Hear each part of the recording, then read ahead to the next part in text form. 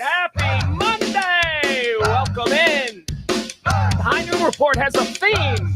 We do. Welcome to the High Noon with Pugs Moran. All right. The daily news from celebrities, maybe Iran. Maybe, who knows?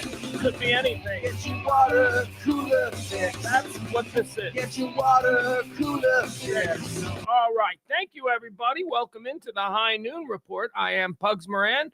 We do this every Monday through Friday, noon till whenever. What is this? Well, we like to give you all the headlines, the hot topics, the current events, the trends, whatever the buzzworthy topics are that people are talking about at this very moment. I try and give them to you. If you listen to the show every day, I would feel confident in describing you as somebody who knows what's up. What's up, Leslie? What's up, Jeff? What's up, Byron? What's up, Rainey? What's up, Al? Come on, everybody. Climb into the chat room. Grab your beanbag chairs and form your soul circle of life. Whatever the hell it is you hippy-dippy weirdos call it. Hold on. Let me get settled. Yeah. So the show is all about hot topics, current events, current events driven, social commentary, lifestyle talk, that kind of thing. That's what we do here. This is the first of two streams. Oh, that was weird. Did you ever drink something?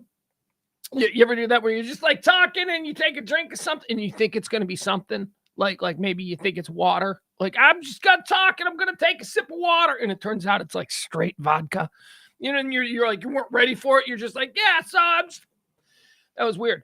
Typically I have ice water up here in my cup. I got apple juice today and I forgot I had apple juice. And so I went to take a sip of it. And I was pleasantly surprised. Let's take note of that. Because that's what we like to do around here. It's the little victories. I just had a moment where I was pleasantly surprised by something. Don't take that for granted because, you start stacking those small, micro, pleasant surprises. And before you know it, by the end of the day, you're like, I've had a good day. And that's what this show is about, the High Noon Report. It is the first of two streams that I do every day. I do this one here solo.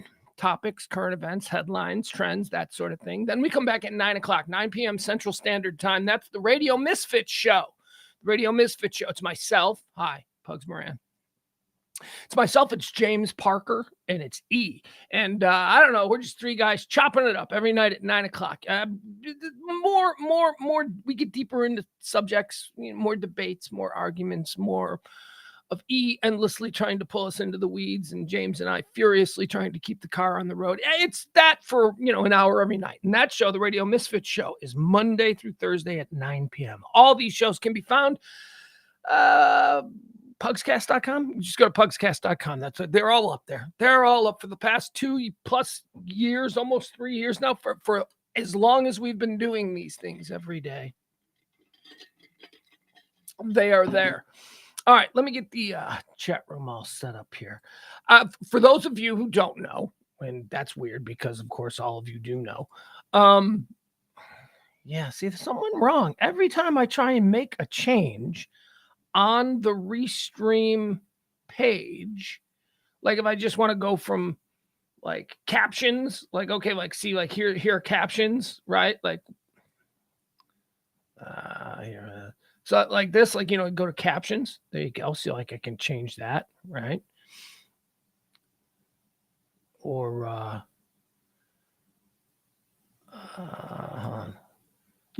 okay. So now that's working. See, before when I did that, when I was changing things, like now if I toggle back, I'm on captions. Now if I toggle back to chat, no, it's working. But there is nothing sharing on my chat screen. I don't like this. You guys do me a favor in the chat room. Are you guys satisfied with the way the chat looks? Because if you're satisfied, I can deal with this. But are you guys seeing one another's chats and one another's messages? Because, I know sometimes you don't, and I don't understand how that works. But just let me know. Let me know if you think everything seems fine on your chat. If it is, then we'll just move forward, and I won't let this distract me anymore. But you know how these things distract me. And then I can't focus on what it is that we're supposed to be doing. And all right, so how does this show work? We tell you all the hot topics. We're going to get to that. But we don't do that first. The first thing that we do is we go back in history. We look at previous episodes of this particular day. In this case, it's the 17th day of July. So we'll go back and we'll be like previously on July the 17th. And we'll go through history and we'll look for rhythms. We'll look for patterns. We'll look for things that sort of repeated themselves throughout the centuries. Why? Well, because we are desperately trying to get whatever better's edge there is in knowing what's going to happen in the next couple of hours. That's all it is. It's just like what happened before. Let's look at what happened now. Then we move into birthdays. We talk about people who were born. We celebrate their lives. Sometimes we make fun of them a little bit. Whatever. Just depends on what And then we go into the deaths and we talk about people who have died. These are the people who have died. These are the people who have died. You know how it goes. All right, guys, let's get started. Let's start this show. That's the High Noon Report for this day, the 17th day of July, year of our Lord, 2022. Did you know it's the 2023, 2022. Did you know that it is the 198th day of the year and that there are 167 more of these until the end of the year? That's right. So as we like to say around here, get those New Year's Eve plans started on this day in 1821. Oh, see, got it. Let me see if I can do this. All right, so I'm going to change it now to erstwhile on this day. That's right. Erstwhile on this day. Little segment we start out each and every show with. And previously on, if you're so inclined, previously on works too. Previously on July the 17th, on this day in 1821, the Kingdom of Spain cedes the territory of Florida to the United States. All right, so 1821, like Florida wasn't already just like considered part of America. In 1821, it was still Spain. Okay, all right. Right. I got no hot takes on that. I don't know, I don't know what to say about that. Other than that, welcome to the party, Florida. Hey, I'll tell you this. You're not boring. We like to say welcome to the party to all the states on the anniversaries of their inclusion into these United States, or, whenever they're first claimed. This seems like a big moment for Florida, so we're going to welcome you in. All right, you've been ceded to the United States, so welcome. And, unlike the Montanas, then in the Wyomings, in the Idahos, the states who have just sort of sat there and looked pretty. Florida, you definitely look pretty, but Florida is like, okay, so if all the states are women, right? How can I get in trouble with this analogy? He's rolling, let him go. All right, so if all the states are women, right? Like Florida would be like Courtney Love, right? Florida would be not even Courtney Love because Courtney Love's successful. Florida would be like hot, like she's hot, like she's a hot girl, but she's like, from like trailer trash, she's got like bad tattoos, like she's covered in tattoos and they're not good. They're like her cousin, Jesper was practicing his tattooing on her from the time she was like 10 years old. So she's got like that. That's what Florida would be. And you're not boring. Florida, welcome to the party. On this day in 1821, Spain gave Florida to us. On this day in 1902, this is a man that needs, especially on this, particular day. Here's a guy whose name we should all know. Ladies and gentlemen, Willis Carrier. That's right. Willis Carrier on this day in 1902 did something. What did Willis Carrier do on this day in 1902? Why, he invented the very first air conditioner. That's right, Carrier air conditioners. Willis Carrier created the first air conditioner in Buffalo, New York on this day in 1902. Buffalo, New York. Wouldn't you think that somebody in maybe, El Paso may have been motivated to invent the first air conditioner? Buffalo, New York. That's like, they didn't need air conditioning. They didn't need people, you see like all these beautiful old homes, especially where I'm from in Chicago, and like they all have window units. None of them have central air because they're like, 100-year-old homes and all that. And there was never a need. They all have beautiful overhead fans, that keep the air circulating and all that kind of stuff. But in like 1930, you just opened a window if it was like a hot day in Chicago or Buffalo or Cleveland or, whatever it is on those Great Lakes Rust Belt sort of part. So that's interesting that that a guy there would be so irritated by like 88 degree temperatures. That's probably what it was. It was like 88. And the dude's like, something needs to be done. Meanwhile, there's some dude sitting on a rock next to a cactus in the middle of El Paso going, somebody will do something. On this day, how about this guy? Willis Carrier, on this day in 1902, invented the first air conditioner. On this day in 1918, Tsar Nicholas II of Russia, Tsar Nicholas Romanov of Russia, and his immediate family and retainers are executed by Bolsheviks at the Ipatyev house in Yekaterinburg, Russia. This is a big deal. This is a big deal. This was like some medieval shit that went down in a time that didn't consider itself medieval anymore. The royal family. I mean, there has been so much written about this. There have been so many different stories. There are so many different conspiracy theories. You think America, we got crazy Kennedy conspiracy theories, and whatever your conspiracy theory du jour is here in America. Over there, man, in Russia, I'll tell you. So basically what happened was the entire royal family was rounded up. They were convinced that, their monarchy was falling, that they needed to be rescued. They needed to be shuttled off to their cousins who were spread out throughout Europe in royal houses. Tsar Nicholas, one of his cousins was the King of England. His other cousin was the King of Germany. All of them shared the same grandma, Queen Victoria. So it's like they're all cousins, right? So when Russia started to fall because of this uprising, he was promised that, just get out when you can and we'll give you exile. Well, of course, cousin, you come, you live with us at Buckingham Palace. Of course, cousin, you come, you live with us, at the Kaiser's Palace in Germany. All the family, all the Russian all of his cousins who were kings and shit at the last minute turned their backs on him. And he was led to a slaughter, his entire family. They were brought to a room and they were all executed. Children, princesses, princes, princesses. Whatever. You can put as much stock in that as you want. But the point is that in a civilized society, which we all pretty much thought we were on our way to in 1918, it wasn't the Middle Ages. You didn't just randomly execute the entire family of that's just such a weird thing. That happened on this day. And of course, did Princess Anastasia escape for years and years? There were people popping up. I am the real Anastasia Romanov in Tsarina. Whatever, that was happening. None of those proved to be true. Most of them, the most famous of the false Anastasias, she on her deathbed was revealed to be like not real. Like, no, okay, she wasn't real. But she lived her whole life. She enjoyed like fancy world society because she went around claiming that she was Anastasia Romanov, who was I don't know if she was the youngest daughter, but she was one of the daughters who was slaughtered on that night in 1918.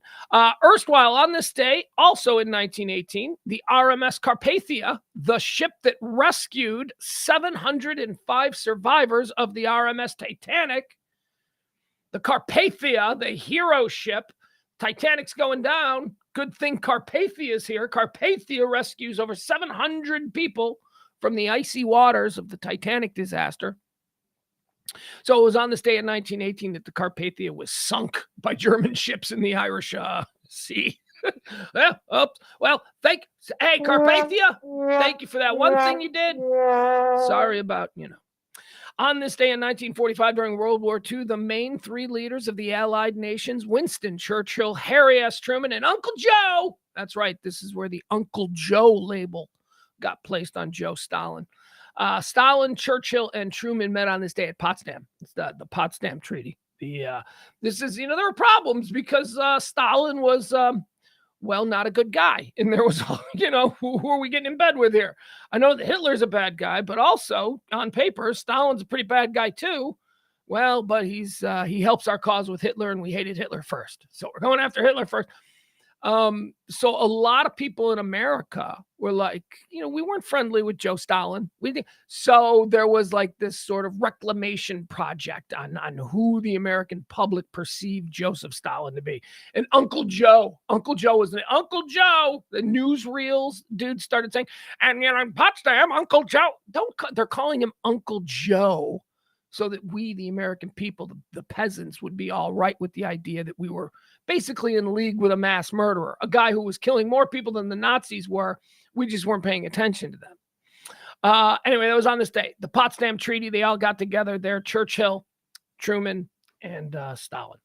On this day in 1955, Disneyland opens up. Disneyland is dedicated and opened by Walt Disney in Anaheim, California. This is the Los Angeles, this is the California, the Southern California Disney property. That's the skanky one, right? Right? There's like two. There's Disney World, which is, it's like Disney World, everything, it's equal parts Jesus and rainbows. It's like just like the perfect mix of everything down there in Florida. It's Disney, it's clean, all the best shit. Disney got something really cool that they want to lay on us. They do it there first. They don't farm it out to Los Angeles. They don't farm it out. That was the first one. And it was on this day that Disneyland, 1955, in an old orange grove, was opened up. Never been to either. But I understand that the original Disneyland, not Disney World, Florida, Disneyland, California. Disneyland's supposed to be kind of skanky. It's like people go there because they're going to California and they like get all geared up for like what is, promised as like, the perception of a Disney experience is a perception of an Orlando Disney experience.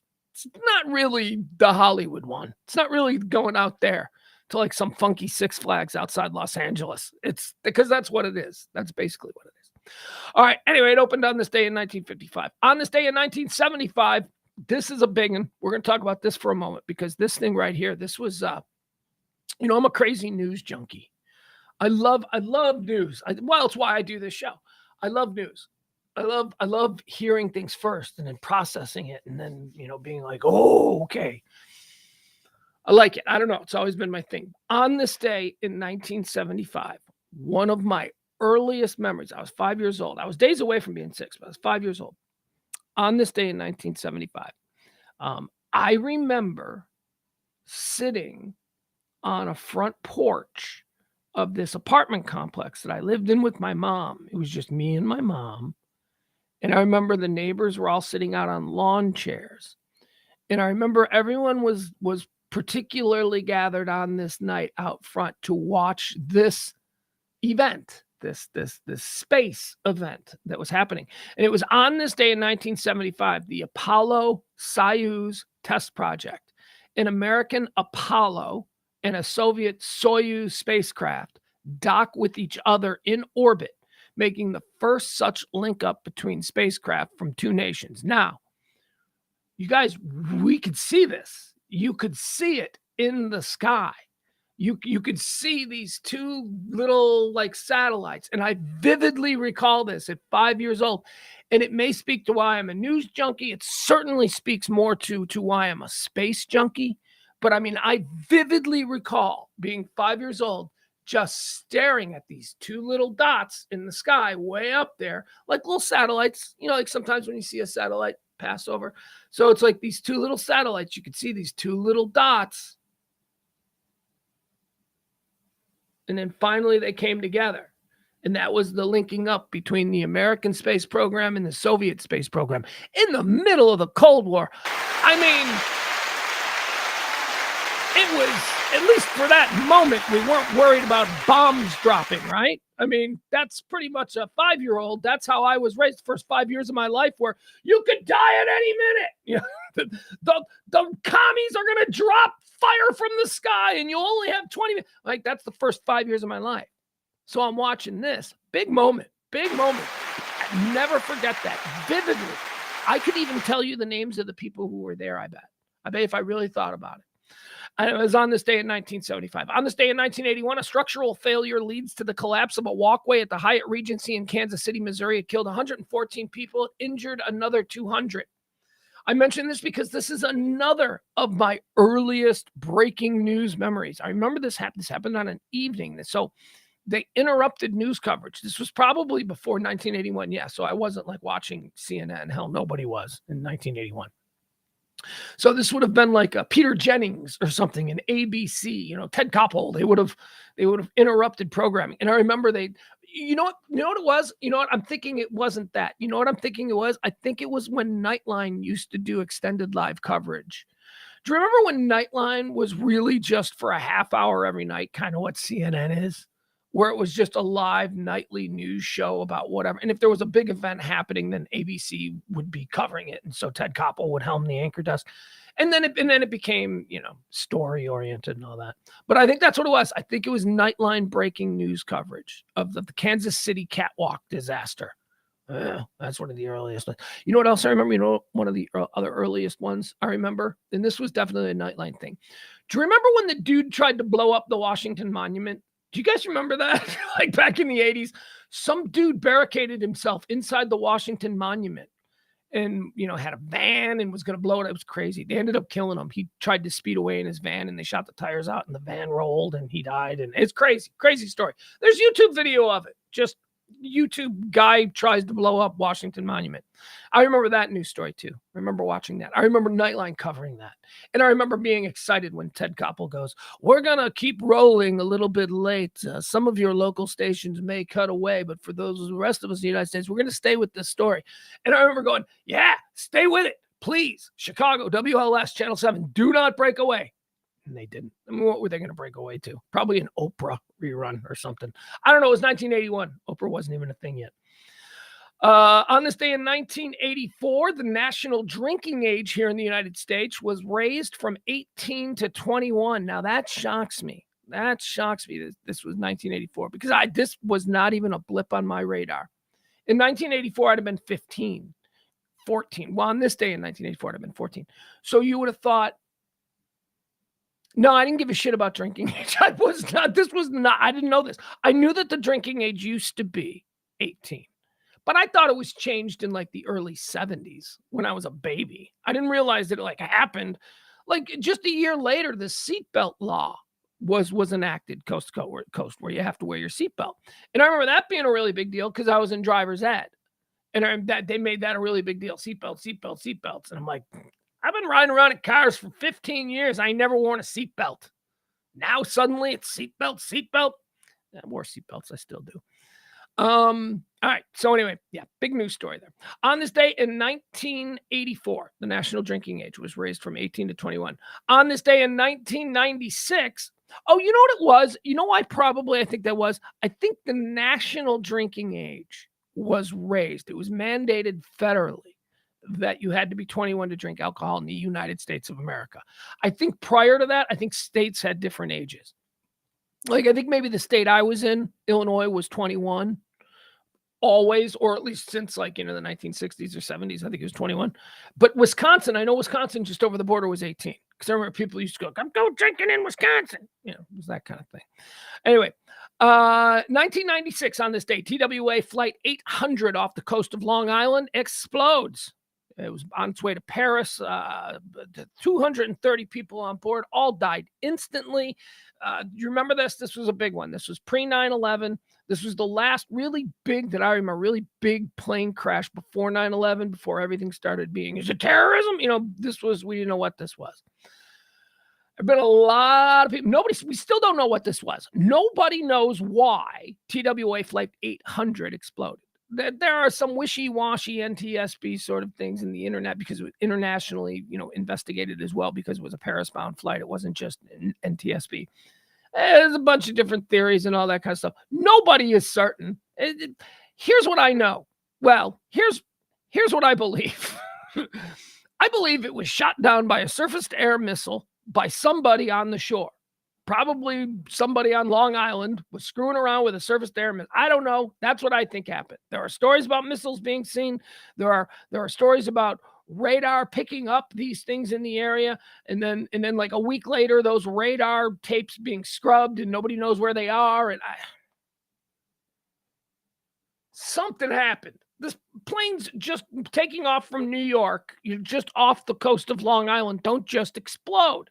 They sure as hell didn't do it in 1996. I got questions on this one. On this day in 2014, this is what planes crash on this day. Shit goes down with airplanes on this day. There's probably been 5 other plane crashes that I didn't even mention. But here was another big one.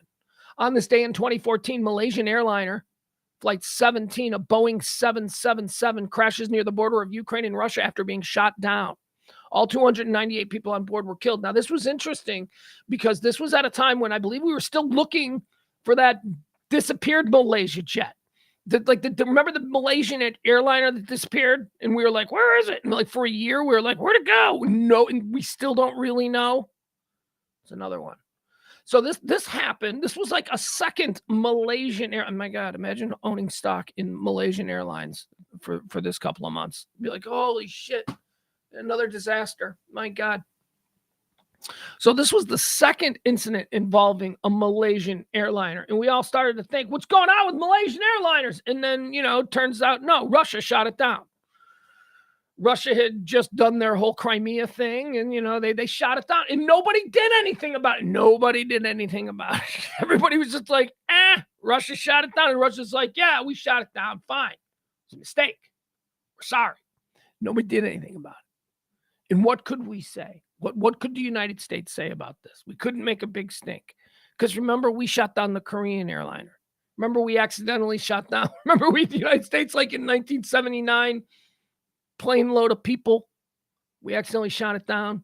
Oops. And then all we did was Reagan apologized. It was like a really great moment for Reagan when he was like, look, I don't want to be a dick about this anymore. That was a terrible tragedy, and we are really sorry, and we make mistakes. That was great. It was a great moment in Reagan. Not one that you hear, broadcast, but it certainly did show him as a truly well-rounded human.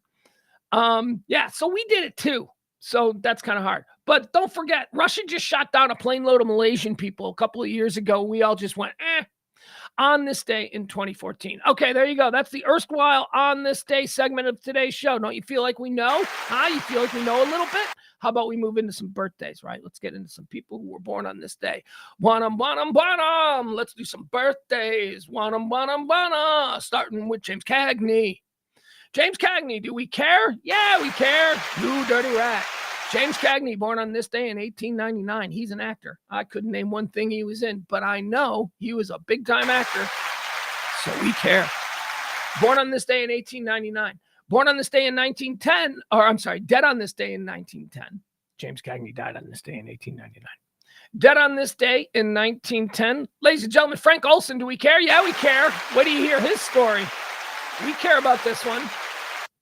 Who was Frank Olson? Well, Frank Olson was a military man. He was a chemist and a microbiologist in the United States Army, and got himself involved with some clandestine projects.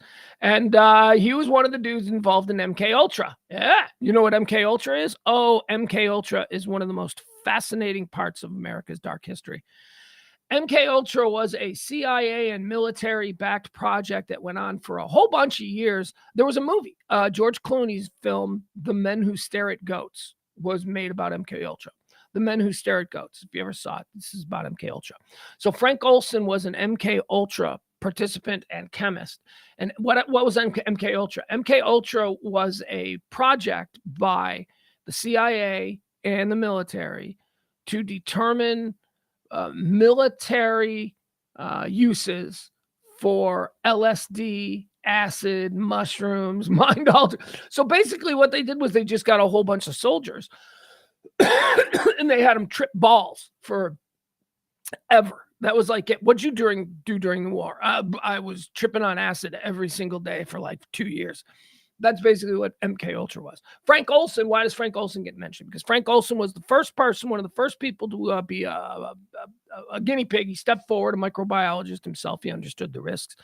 And he took a crazy big dose of some kind of new kind of LSD that they had made.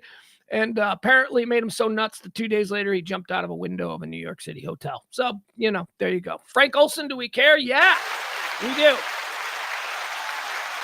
It was your death that everybody went, wait a second, what are they doing? What's going on?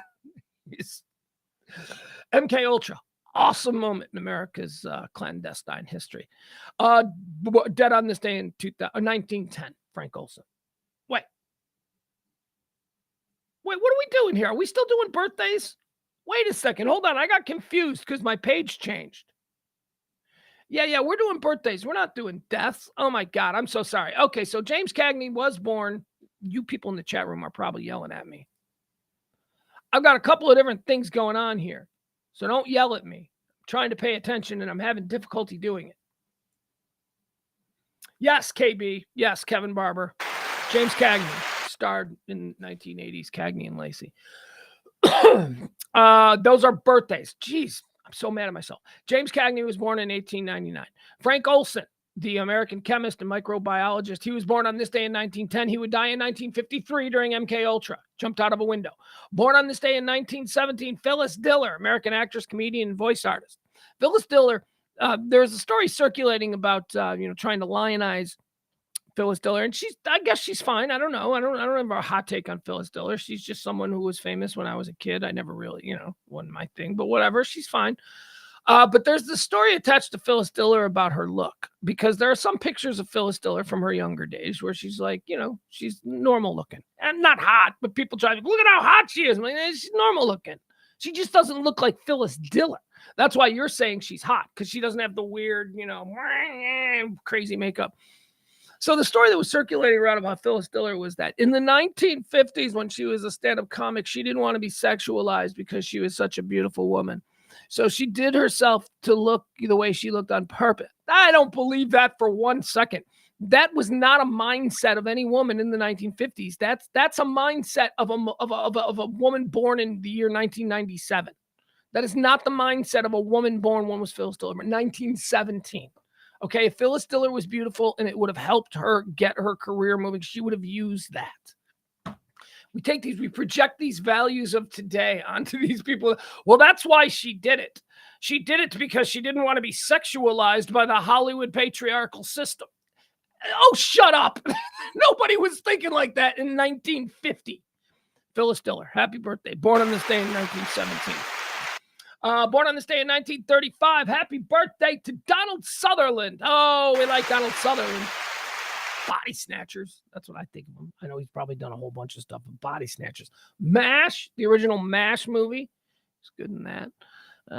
Kiefer. He was good in Kiefer. He was good when he made Kiefer. That was good because we like Kiefer, because we like, Jack Bauer and all that. All right, happy birthday to you, Donald Sutherland. Born on this day in 1935. Born on this day in 1941, American football player, Darryl LaMonica.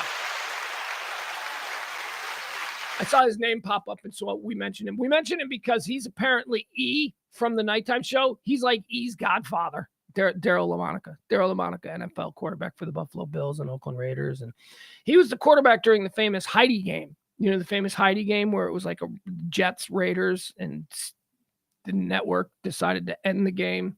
Game went into overtime, and the network went, well, let's put on Heidi, because we promised people we were going to show Heidi. And so they just cut away from the game and they showed Heidi. And it was like the greatest fourth quarter comeback in history, and everybody missed it because Heidi. Anyway, Darryl LaMonica, happy birthday. Born on this day in 1941. Born on this day in 1949, Geezer Butler, American bass player, Black Sabbath, Ozzy's boy. Geezer. What a great name, Geezer. Born on this day in 1965. Oh, the Bill and Ted that's not Keanu Reeves. Oh, it's Alex Winter's birthday. Imagine you're like Alex Winter, and it's 1988. I don't know when Bill and Ted came out. It's 1988. You're Alex Winter, and you and this dude, Keanu, you're both kind of like unknown. Like Keanu's done some stuff. You've done some stuff. You've done Lost Boys, and so you guys have both done some stuff, but you're at like basically the same level. Neither of you have broken out yet. And, you're hanging out. It's like, yeah, man, we're going to be stars. We're both going to be mega stars. The show's going to be such a hit. And then Bill and Ted comes out, and Bill and Ted becomes a massive hit. And all of a sudden, you're like, you're the guy that's not Keanu Reeves. He's like, oh my God, he's Andrew Ridgeley from Wham. He's John Oates from Hall & Oates. You know what I mean? He's like, he got none of it. Keanu Reeves it's like, what point did Keanu Reeves have to tell Alex Winter? Because they probably shared a funky apartment together. Like at some point, Keanu Reeves was like, yeah, I got a place at the beach, so I'm going to be moving out. And Alex Winter's like, but, how are we going to make, it was like that kind of deal. Probably very awkward. I feel bad for Alex Winter, but, at the same time, he's probably doing better than me. Alex Winter, happy birthday. He's the guy that's not Keanu Reeves. in Bill and Ted. Born on this day in 1980. One of my favorites. One of my all-time favorites. One of my contemporary favorites. Ladies and gentlemen, happy birthday, Brett Goldstein. Brett Goldstein. British actor, comedian, writer, television producer. Brett Goldstein does it all. He's handsome, which, shouldn't be a thing. You shouldn't be allowed to be really funny and handsome. I thought we had this conversation with John Hamm, right? We had this conversation about John Hamm, and here's what we agreed. We agreed, fine, John Hamm can exist. You can be like super handsome and super funny. I thought that was the agreement. I thought we were all on the same page. John Hamm is the exception that proves the rule. Now we got Brett Goldstein. Who's Brett Goldstein? Well, Brett Goldstein is, of course, Roy Kent from Ted Lasso, the surly soccer star who's now retired and coaching. Happy birthday, Brett Goldstein. He's so funny. Brett Goldstein is so funny. I don't know. We'll see if he's funny. Roy Kent is funny, right? Because we got to see more. Like, does Brett Goldstein do other things? Roy Kent is funny. It was like with Sacha Baron Cohen. Ali G was funny. It was like, Sacha Baron Cohen, yeah, he's good. He's good. That Ali G thing is funny. But when it was only Ali G, it was like, let's see what else he's got. And then, like, boom, Sacha Baron Cohen's got like 100. He's like, okay, he's really good. So let's see if Brett. I don't know. All I know right now is that Brett Goldstein, I'm rooting for you. Happy birthday. Born on this day in 1980. Born on this day in 1992, Billie Lourd, American actress. Born on this day in 1992, Billie Lourd. Carrie Fisher, right? Carrie Fisher's daughter. This is Billie Lourd. Billie Lourd. Wait, is Billie Lourd Carrie Fisher? Or is Billie Lourd? Is Billie Lourd Carrie Fisher, or is Billie Lourd Marie Presley? Lisa Marie Presley. Hold on, let's see. Carrie Fisher. All right, there you go. Yeah. She's Carrie Fisher. Okay, so Billie Lourd. Happy birthday to Billie Lourd. Billie Lourd is Carrie Fisher, Princess Leia's daughter. Born on this day in 1992. And born on this day in 2005. And I only mention this because I just came to know his name. Born on this day in 2005. Turning 18. Can sit down at that table and legally, without any guilt or remorse at all, sign his brand new contract with your Chicago Blackhawks, Connor Bedard. Connor Bedard, the number 1 overall pick in 2 weeks ago. I don't know when it was. Last week, 2 weeks ago, NHL draft. A generational player. A player that is believed. I'm telling you, the hype on this kid coming out. It was like, obviously NHL is not as big as the NBA, but it's like this kid was like the Victor Wembanyama of the NHL. And he's 18, turning 18 today. Good for him. And new Chicago Blackhawks. We'll see. He's 18 years old. Do hockey players play right away? Is there a minor league? I don't even know enough about hockey. I would call them my Chicago Blackhawks, but they ain't been my Chicago Blackhawks since they stopped winning Stanley Cups. When they were winning Stanley Cups, they were my Chicago Blackhawks. But I'm not going to sit around and watch a sport that I barely understand being played by people who don't seem to be trying. And that's what they've been since they tore down the Stanley Cup dynasty teams of 2010, 2012, 2015, whatever it was. It was a bunch of them. It was good days to be a Blackhawk fan. They've sucked since then, so I'm not. This is the thing. What is you, a bandwagon fan? Fuck yeah. Who wouldn't be a bandwagon? Why? Who am I a bandwagon? Yeah. Who are you? A shill for ownership? You're just like, the team, no matter what they do, I'm going to spend my money and I'm going to enjoy it because I'm a miserable person. If the team sucks, don't support them. I never understood that. What are you, a bandwagon guy? Yeah. And with no guilt. I'm absolutely, when it comes, now there are teams that you don't be bandwagon to, because those are the teams that you are, tethered to by your soul, whether it's through, some sort of familiar indoctrination or cultural, whatever it is. There are some teams you really don't have a choice. You're ride or die with. But for other things, how could you, unless you're ride or die in a sport, why wouldn't you be a bandwagon guy? Why wouldn't you only root for teams that deliver on their promise? See, when a team starts and they charge you a ticket, the unspoken promise is, we're going to try to win something and you might be a part of watching a really good team, right? That's the promise. We spend our money based on them following through on their promise to deliver us and when they don't do it, I don't understand. Anyway, Connor Bedard, happy birthday. So maybe I'll start to become a Blackhawks fan again if they've got a young superstar I need to watch. Let's do some people who have died. That's right. These are the people who have died. These are the people who have died. We asked the question, do we care? Because as we all know, people die every day. Everybody dies. We also know a lot of a-holes out there, which means a-holes die every day. So we go through the list of people who have died, and we try to determine, do we care? First up, dead on this day in 1959, Billie Holiday. Lady Day. Yeah, we care. Her contribution to American culture is immeasurable. The queen of jazz, the queen of... there is no Aretha Franklin without a Billie Holiday, which means there is no Mariah Carey, which means there is no Adele, which means there is not Billie Holiday. Yes, of course we care. Of course. We've been dead a long time, though, so we're only going to care for a couple more years. Dead on this day in 1961, baseball great and arguably the greatest skill player in the history of Major League Baseball. Dead on this day in 1961. Ty Cobb, do we care? No, we don't care. We don't care. Separate the art from the artist. I just told you, great ball player. Piece of garbage human being. Ty Cobb. Oh, what a terrible human being Ty Cobb was. Look it up.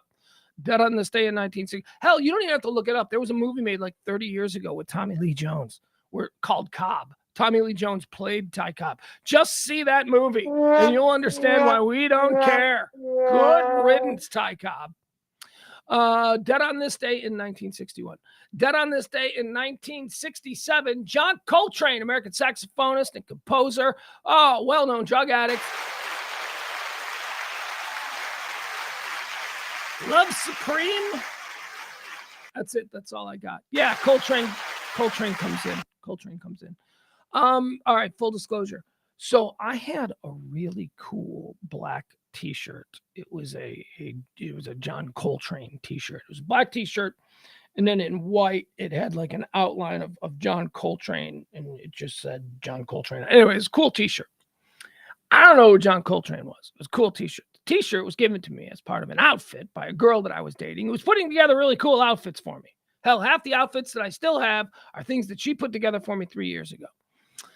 So she put this outfit together, and every time that I would wear it, every time I'd go out wearing this Coltrane t-shirt, people would be like hipster people, like really cool people. I'm too cool for those people. They'd all be like, "Hey man, dig the shirt," and I'd be like, "Yeah man."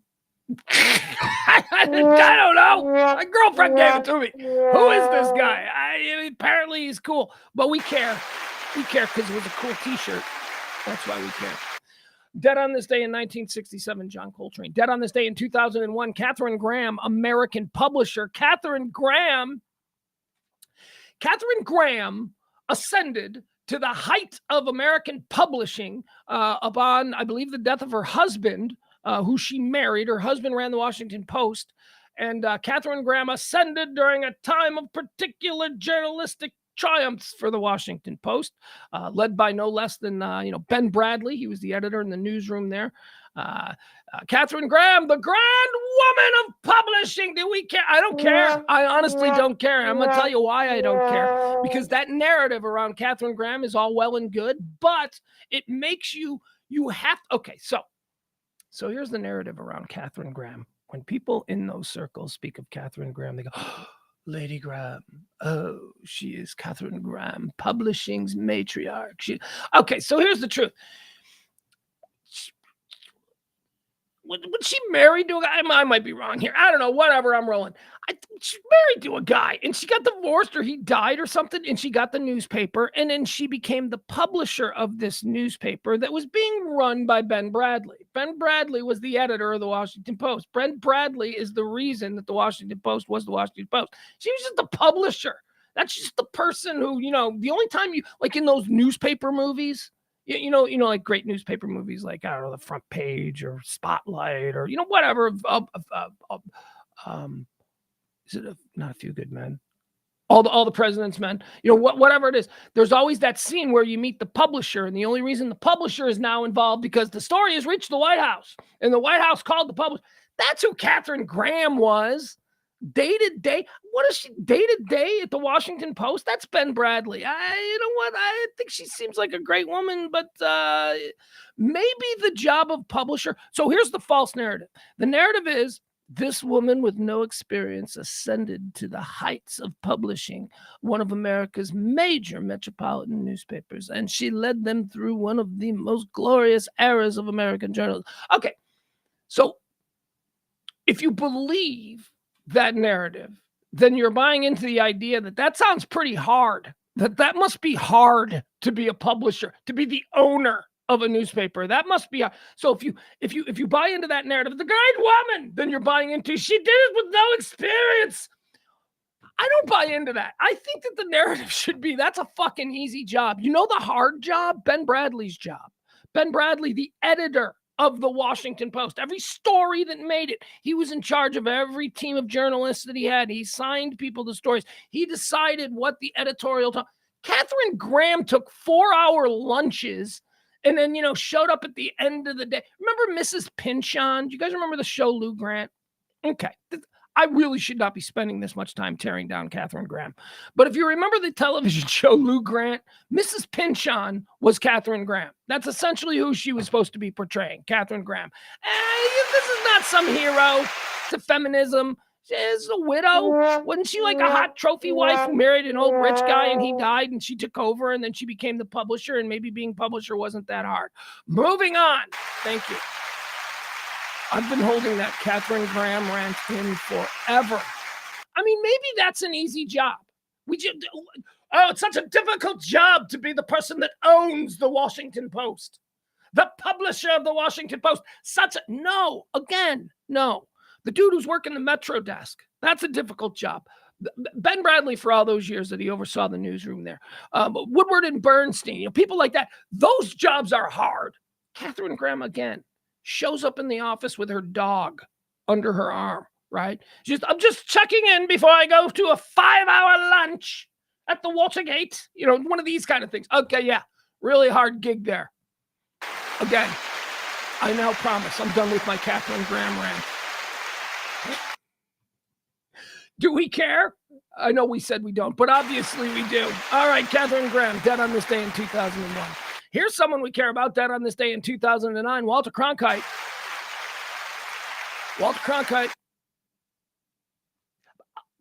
But also, let's talk about Walter Cronkite.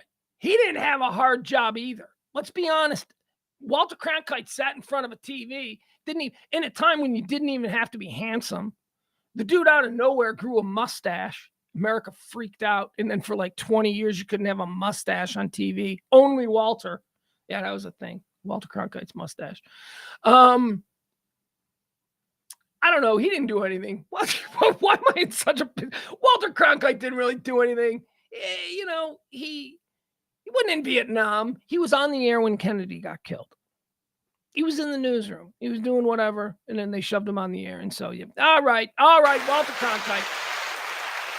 Most trusted man in America for like 20 years in a row. Most trusted man in America. And all I could think of is, oh my God, Americans are idiots. They trust the guy on TV. That's who they trust. All right. Dead on this day in 2009. I suppose we care. Dead on this day in 2020, American politician and civil rights leader John Lewis, the Good Trouble guy.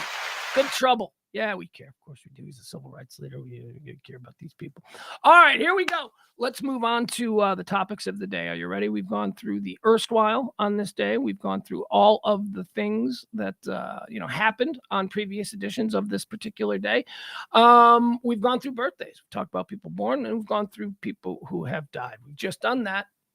I'm spicy today, huh? Yes, I am. All right, now's the point of the show where we like to run through the hot topics, all the things that people are talking about, all the things that are happening in the world today. I'm going to run them down for you. But let me draw your attention to the tip banner. This show does run on your gratuities. If you'd like to drop a little something, it sure would be appreciated. We do this show each and every day, Monday through Friday, for at least a couple of hours. Got a little scratch in my throat. Then we come back at 9 o'clock and we do the Radio Misfits show. Radio Misfits show is a team show. It's 3 of us. We're chopping it up. We're talking about things a little bit more lighthearted, a bit more conversational. This utilitarian. So if you want to support any of these efforts, we certainly would appreciate it. You can drop a little something in the Venmo. You can drop a little something in the PayPal. Thank you so much. All right, let's get into all the things that are trending. Folks, I've been telling you this for a couple of weeks now. We are in what is known as the dog days. Dog days of summer. Why is it called that? Because it's the kind of day where each and every one of us are just like a bunch of dogs, just laying out in the hot sun, just laying there doing nothing. There ain't nothing happening. It is a dog day of just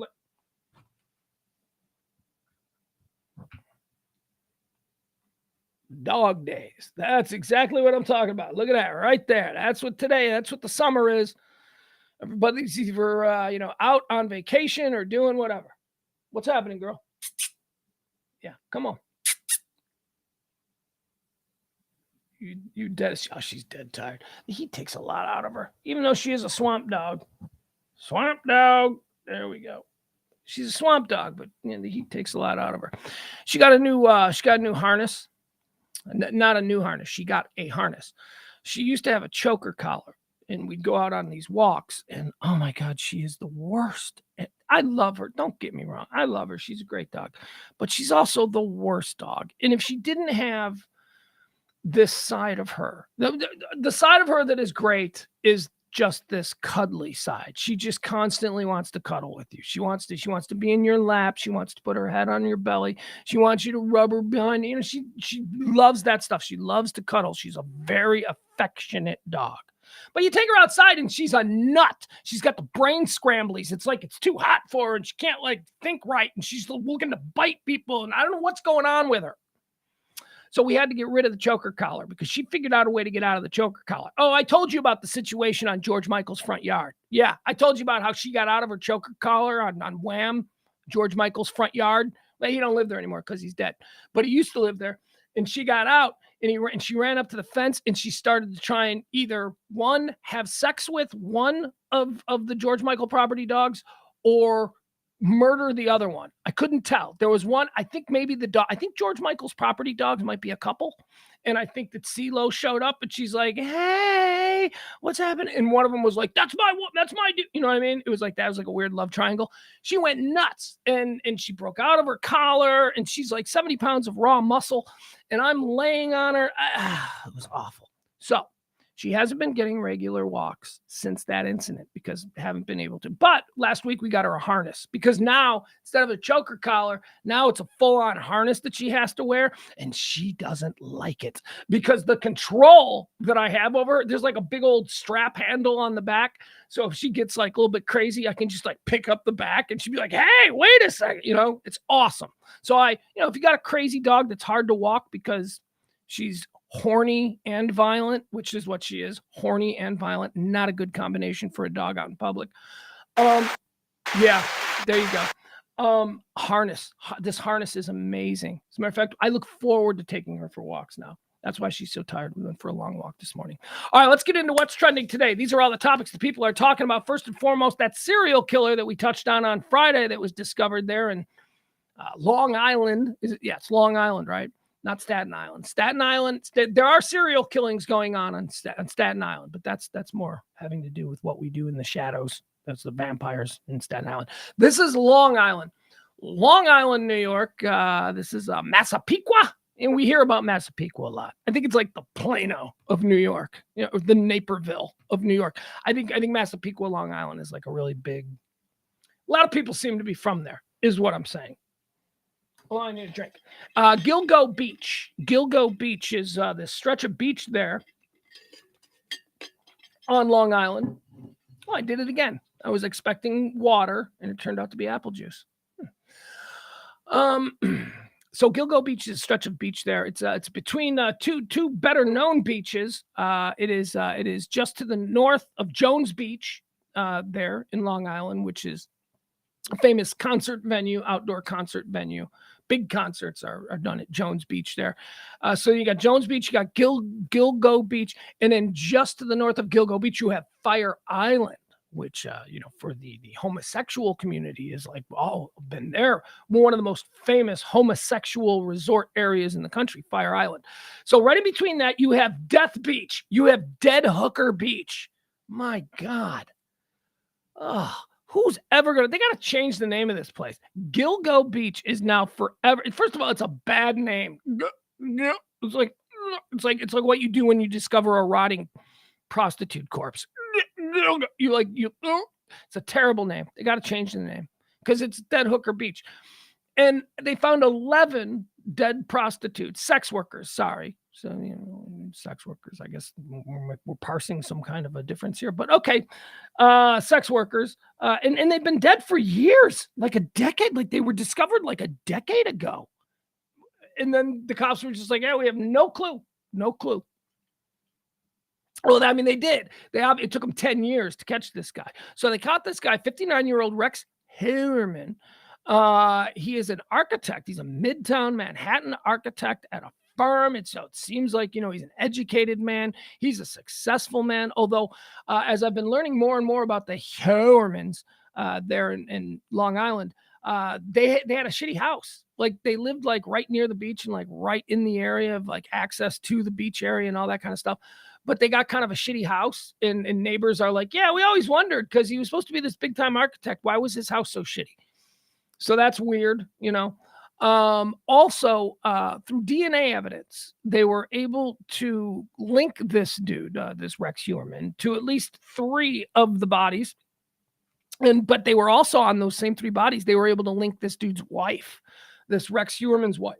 They also found DNA evidence. They also found DNA evidence from his wife. However, here's what's going on. So the wife is not being charged and the wife is not being looked at. As a matter of fact, the wife is like, because every single one of those incidents occurred when the wife was out of town. So he would murder when his wife was out of town. Now, how does her DNA end up? Well, because he used like ropes and belts and stuff like that from the house to restrain these. And what they think is that he probably just used one of his wife's belts. In his wife, there was a body hair or a flake or something. And that's how they got the DNA. So she wasn't actually there. Gilgo Beach investigators comb unsolved murders for potential ties to this suspect. As investigators dig into the double life of suspect Rex A. Hillerman, the Manhattan architect charged in the murders of 3 women in Long Island, they're also checking to see if they can tie him to unsolved murders or missing persons cases throughout New York State. Police throughout New York are interested in whether they might be able to tie Hillerman to victims beyond Gilgo Beach. Detectives are now checking to see if his DNA or behavior fit unsolved murders and missing persons cases. Additionally, Hillerman's DNA has been entered into a statewide database available to all law enforcement agencies in New York. Why wouldn't it be available to all law enforcement agencies everywhere? His rights! Dude's out there murdering prostitutes, and you think now is the time to argue for his rights? I mean, he seems, I don't know. What do I know? Right now, I'm big dumb guy on the bar stool. I did it. He seems like he did it. More how investigators say they connected the dots to the murder. Hillerman, 59, has been charged with the murders of Melissa Bartholomew, Megan Waterman, and Amber Costello, whose bodies were found covered in burlap along Ocean Parkway on Long Island's South Shore back in December of 2010. He was also named the prime suspect in the death of Maureen Brains Barnes, a 4th woman discovered in the same spot. Hillerman appears to fit into a profile of serial killers who've led double lives. Some suspects in serial crimes appear to lead normal lives at work and home, which can separate them from their mind seeds. Nobody cares. Serial offenders lead parallel lives. In other words, okay, yeah, we know this, whatever. The architect commuted into New York City from his home in Massapequa Park, where he lived with his wife. According to court documents, he's a father of 2, the documents also say. But at the same time, he allegedly signed up for online accounts using fictitious names to search for sex workers for dates or hookups, according to court documents. And he also had permits for 92 firearms. That's why the term hiding in plain sight is very relevant to serial offenders, police say. Okay, so here's what he was doing. He would go out and he'd buy these burner phones. And he would call prostitutes or escort agencies, and he'd use these burner phones, and then he'd throw the burner phones out. He was also He was also like, you know, his online search records and all that kind of stuff. He was a member of like a whole bunch of different, you know, escort agencies. He was into it. We know that. Here's what we know. We may not know that he killed 11 prostitutes, but we know that he was into prostitutes. Okay. That's what we know without question. And all of these prostitute visits and all this kind of stuff, they occurred at times when the wife could be demonstrated to have been out of town. So, you know, that fits a pattern. Wife goes out of town, time for old Rexy to get a little crazy again. And he'd go out there and he'd do it. Now, there is a funny aspect to this because there is a dude. So there is this girl, Gilbert. I think her name is something Gilbert. Oh, boy. Anyway, she's the one. She is a prostitute who went to a house over here on Gilgo Beach. She went to a house with a client. She was driven there by her bodyguard, her escort bodyguard or whatever. And she called 911 from this dude's house. And she was like, yeah, I got to get out of here. You got to come help me and whatever. And then you hear her bodyguard like trying to calm her down, like, calm down, calm down. She sounded like she was in distress and she made a 911 call and she was at this dude's house. And this dude's like, whatever. She freaked out and now she's gone. That woman was never seen again. That woman went missing and they think she's like a missing body too. And the dude who she was visiting, who was prime suspect number one in that case, he's making all of these statements now. Like, see, I told you. He came forward. He's like apparently a rich guy too. But in order for him to come forward and be like, see, they got the guy who killed all them prostitutes. I know a bunch of my friends have been looking at me thinking, hey, I'm probably the guy, but it ain't me. It's them. Look. But that dude has to come out again and just basically tell the world that he visits prostitutes, which is like, dude, just shut up. Just shut up, man. See, I didn't do it. That guy did it. I mean, she was at my place. I mean, yeah. I mean, I called her and we were, I use prostitutes. Fine, whatever. But I'm not a murderer. Like, that's that guy's whole victory in this, which I think is kind of funny. Anyway, there you go. Rex Heuermann. He also, apparently he went to high school with Stephen Baldwin. Was it Stephen Baldwin? I don't know. One of the Baldwin brothers was tweeting over the weekend, like, hey, I know that dude. I went to high school with that dude. Here's another weird one. We're digging into this one. Carly Russell is trending. She was trending over the weekend. Following the story of Carly Russell? Man, there wasn't enough time. This was going to be one of those stories that certain left activists were going to use to prove that the media only covers white people. I saw that trending. Carly Russell went missing on Thursday. And she was trending and she started trending because people were like, let's see how long it takes the media to look for her, right? Because she's like a black woman who went missing. So they were trying to stoke that whole thing. Never took off because she turned up. She never took off. It was like by Thursday, she went missing. By Friday night, it was the media ain't going to cover this. And then on Saturday, she like showed up. She was no longer missing. Now, there is some weird stuff to this Carly Russell story. So let's get into it. First of all, the last we know of Carly Russell was that she had called 911. She was driving home from work. She had stopped to pick up food and she was driving home with her food. She called 911 to report that on this particular highway that she was traveling on, she called 911 to report that there was a boy toddler in diapers, left alone, wandering along the highway. Okay. So she calls 911. There is traffic footage. We see like a static traffic cam footage of her car stopping and pulling over where they believe she made the 911 call to report this child. She then called some family members to say, hey, here's this thing that's going on. There's this kid. I don't know what's going on. And while she was on the phone with some family members, they heard her talking to a child. They didn't hear the child, but they heard her say, little boy, are you okay? Or something like that. So this is the family members. And then the line goes dead and she blah, blah, blah, blah, blah, and she's gone. Poof, gone.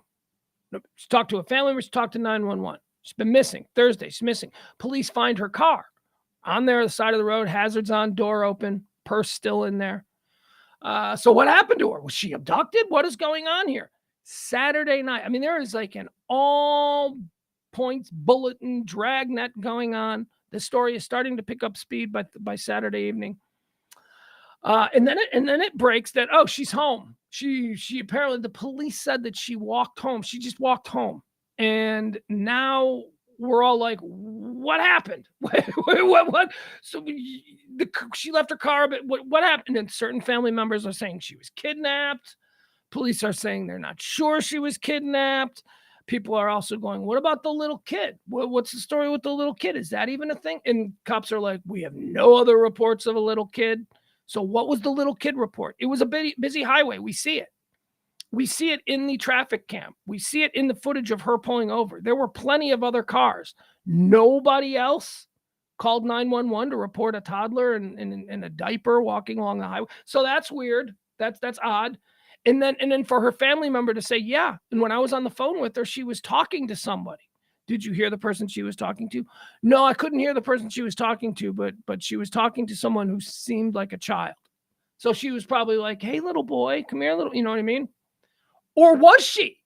Does she have a history of mental illness? Could she have just kind of had a moment? People have their moments. Who knows? Missing Alabama woman Carly Russell returned home on foot, police are saying. You know what? Here, there's actually a story here. Let's watch the story. Let's see the story, how it unfolded, or at least how it was covered there locally. Yeah, here we go. All right, let's watch this. Hoover Police, Hoover, Alabama. Dateline, Hoover, Alabama. Oh, they're going to make me watch a commercial. You're going to make me watch a commercial. You're going to do this to me.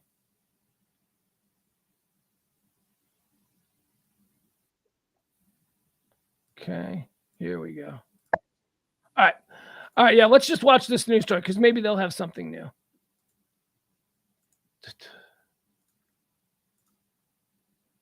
And here we go.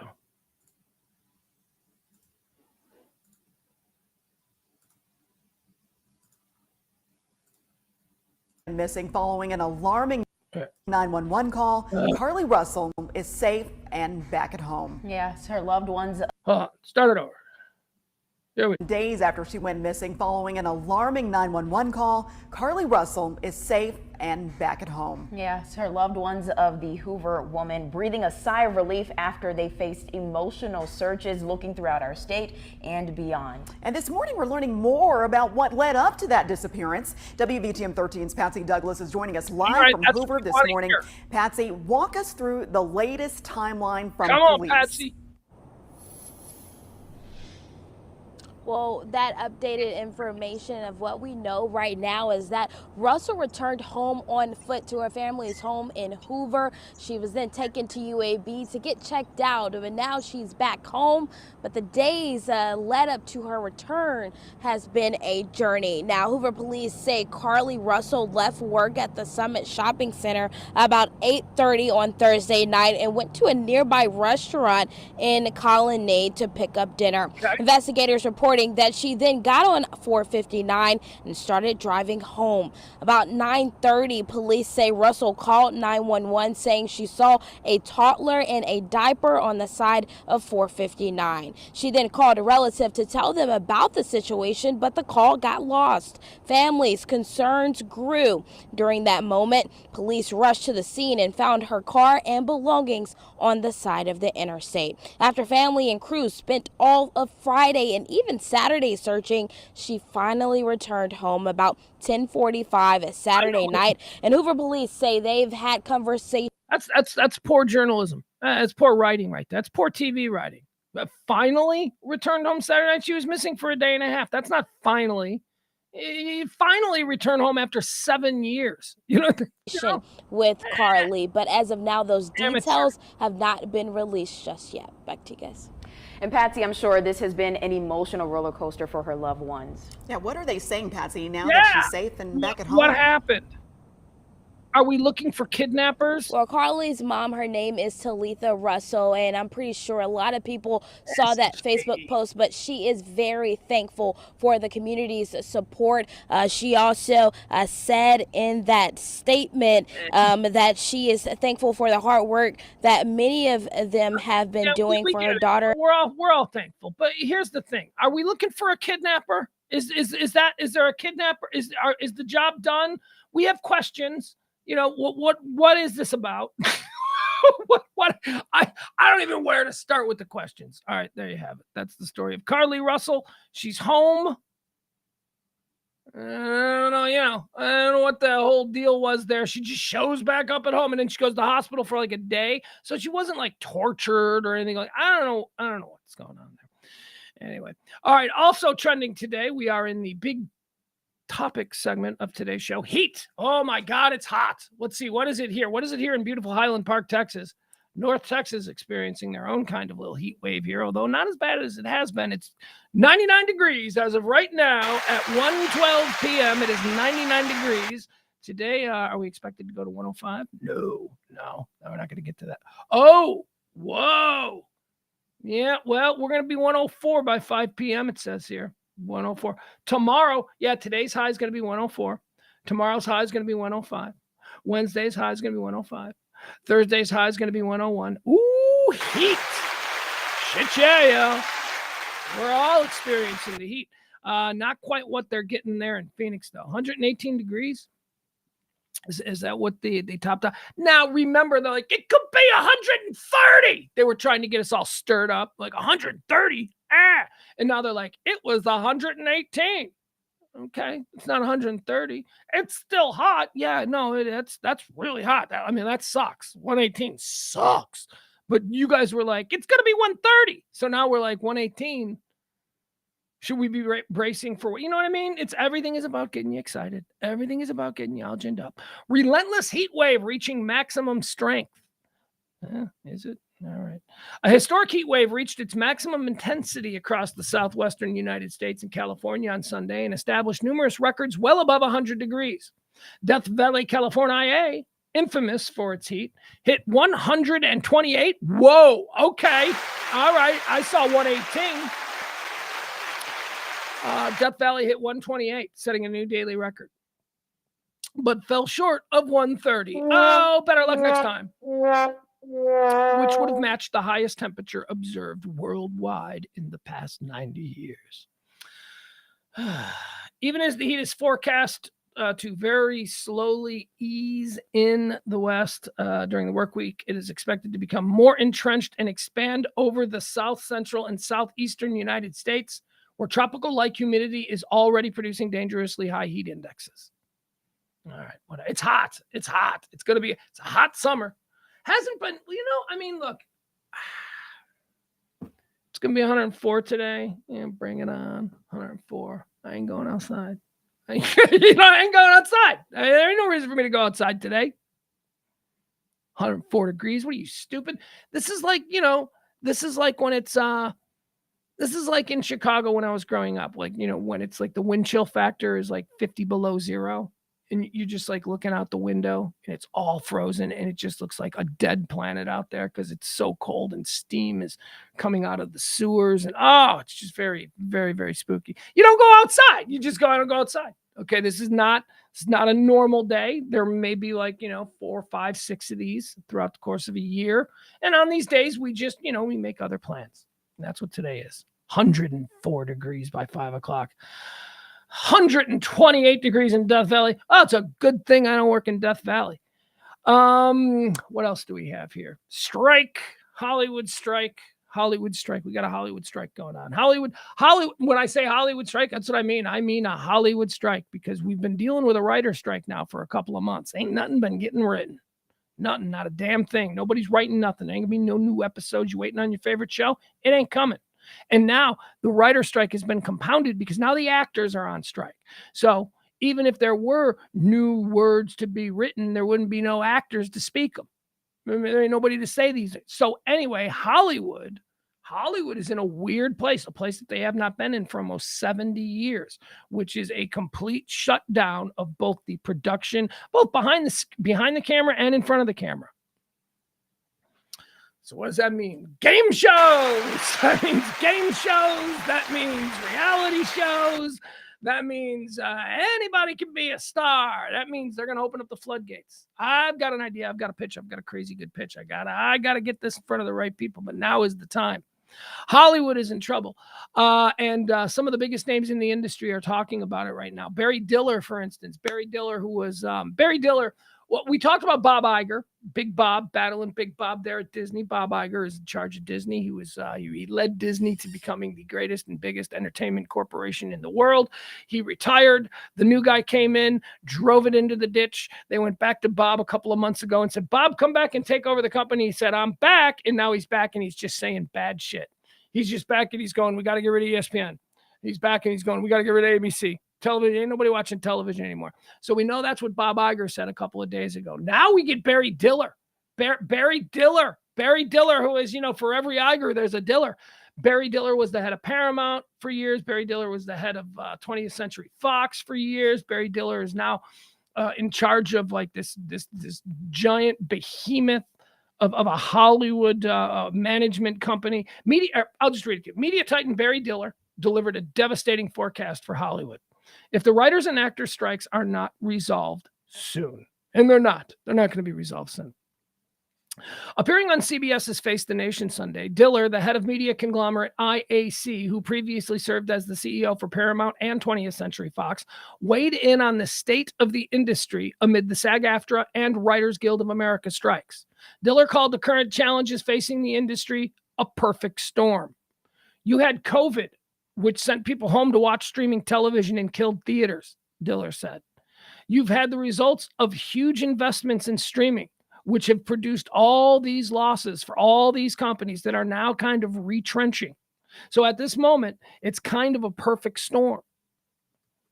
Oop, hold on. Diller called for a settlement deadline of September 1st and said there could be catastrophic ramifications if the strike extends into the fall. Who cares about Hollywood? Diller said, referencing what he believes to be overriding public sentiment on the issue. Who cares about it? But the truth is, this is a huge business, both domestically and for world exporters. But these conditions will potentially produce an absolute collapse of the entire American entertainment industry. Ooh, man, that's some big talk. The IAC chief acknowledged the existential issues at play and said there is no trust between the parties whatsoever, which could prolong these strikes. Amid criticism of Disney CEO Bob Iger, calling the demands from actors and writers disturbing, Diller argued that the top actors and top executives are all disproportionately compensated and floated an out-of-the-box proposal designed to ease tensions between the two sides. All right, who cares? Anyway, the point is this. There ain't going to be no new movies. If they're not already in the cycle, if they're not already being promoted and all that, especially now, you can't promote movies. So like, I don't know, what's a big movie? The Barbie movie is coming out, right? So like the big Barbie movie's coming out. None of those people can go and promote them. None of those people in the Barbie movie can go on Jimmy Fallon and talk about the Barbie movie. None of those people can go on, junkets where they sit in a hotel room and one after another, they get interviewed by, Akron's entertainment reporter, followed by Toledo's entertainment reporter, followed by Green Bay's entertainment, right? They can't do any of that stuff. There's nothing, man. Nothing's going to happen. We're going to have some really crazy Japanese TV. I think we're going to start having really crazy shit. Bring back American Gladiators. I could totally see that coming back. American Gladiators seems to be having a moment. There's like a number of documentary series about that show that are, sort of Wham and American Gladiators seem to be having a moment right now. You could bring either of those two back. Well, I guess you can't bring Wham back because of George Michael, but you get my point. All right. Here's an interesting story. Did you know this? We got a Disney heiress who got arrested. Why? Well, she was protesting for the she was protesting private jets. She Disney heiress. This is Abigail Disney. She's like the heir to like the Disney fortune. Like Walt Disney was like her grandpa or something, or great grandpa or something. I don't know what it is, but she's like a direct descendant. She's like Disney heiress.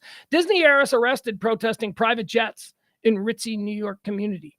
As a person who has been privileged enough to use private jets, I know it's hard to give up a luxury that is special, the Disney heiress said. Oh, shut up. Shut up, you dumb little rich girl. Protesting private jets. How'd you get there? Private jet? Yeah, I bet you did. Ariana Grande is trending. Ariana Grande is trending because apparently she's getting a divorce. And I'm like, huh? I didn't even know she was married. Last I checked, she was with Pete Holmes. Pete Holmes? No. She was with Pete. What's Pete's name? Pete Davidson. She was with Pete Davidson last I checked, but I guess, she moved on. That was probably years ago. I'm getting older. The years are flying by. So, she was with Pete Davidson, and then apparently she married the next guy. Does she have kids or anything? Ariana Grande and Dalton Gomez, they're separated and heading for divorce. Oh my God. Jeez Louise. God. And she's 30, right? So I can do this guilt-free. I can look at her and be like, oh my God, guilt-free. Because she's 30. Hold on. Let's take a look at Ariana Grande.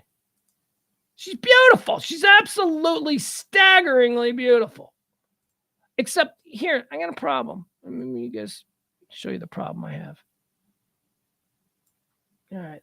So this is her. This is her and her husband. Man, I wonder what he did to screw that up. Ain't nobody ever heard of you, Dalton Gomez. Nobody ain't ever heard of you, Kevin Federline. You're 2023's Kevin Federline. See, look at this right here, man. Woo! All right, so I am in love. I am loving this. This is a good look for Ariana Grande. Look at that sweater. She's at Wimbledon, so, she's trying to look classy. But she looks classy, and I love the whole thing. I'm a neck guy. I love the neck. But the hand, do you see the hand? Can you see the hand? I don't know. Can you get close enough to see the hand? She's got bad prison tats all over her hands and her knuckles, and it doesn't matter how good she looks. Anyway, she's getting a divorce. Who cares? Ariana Grande's getting a divorce. What else do we have? She's so pretty. She really is so pretty. Ariana Grande. Oh, millennials. Oh, here we go. This is a good story. This is a story about millennials. Now, I will caution us all about millennials. I noticed that there are people of my generation that occasionally, refer to millennials. We've been programmed. It's been 20 years of being programmed that everything is a millennial's fault. Oh, well, millennials. The damn millennials. And like someone today might say something like, yeah, I don't like that millennial music. They don't understand that millennial music is the music of 45-year-olds, right? So millennials are not the littlest ones anymore. Gen Z, those are the crazy little kids that are driving us nuts.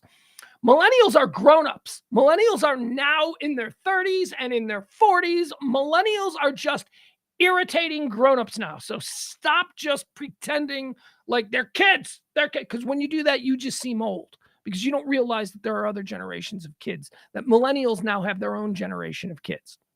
Millennials, however, this came from the Daily Mail. This is in England. And you think we're nuts here. In England, the Daily Mail did this thing. Half of millennials in England, think misgendering a transgender person should be a criminal offense, according to a new survey. A criminal offense.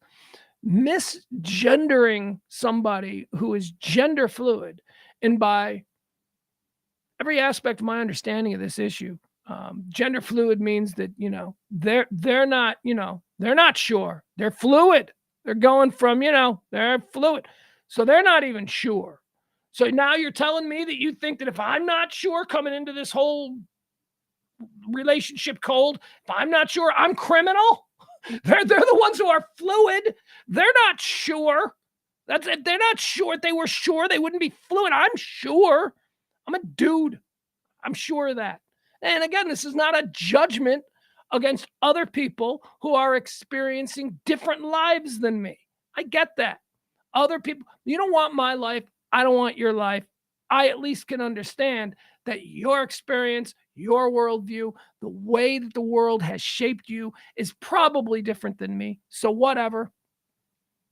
But you're telling me half of the millennials in England, according to this poll, half of them think it's a criminal offense if I accidentally I won't even use accidentally. If I let's forget about my intent. If I simply misgender a trans person, that's a criminal act. Fuck you. You know what's up? You go to jail. No, you go to jail. People who think that, you go to jail. You're the people that we need to lock up. Stop it. Stop trying to lock people up. Stop it. Jesus, man. You see this on the crazy right? They're always trying to lock somebody up. See this on the crazy left? They're always trying to lock somebody up. Stop it. If your answer to a problem is lock somebody up, you don't have an answer. Ugh. You've moved. You haven't moved. You're not fixing anything. You've moved straight into the punitive segment. Lock them up.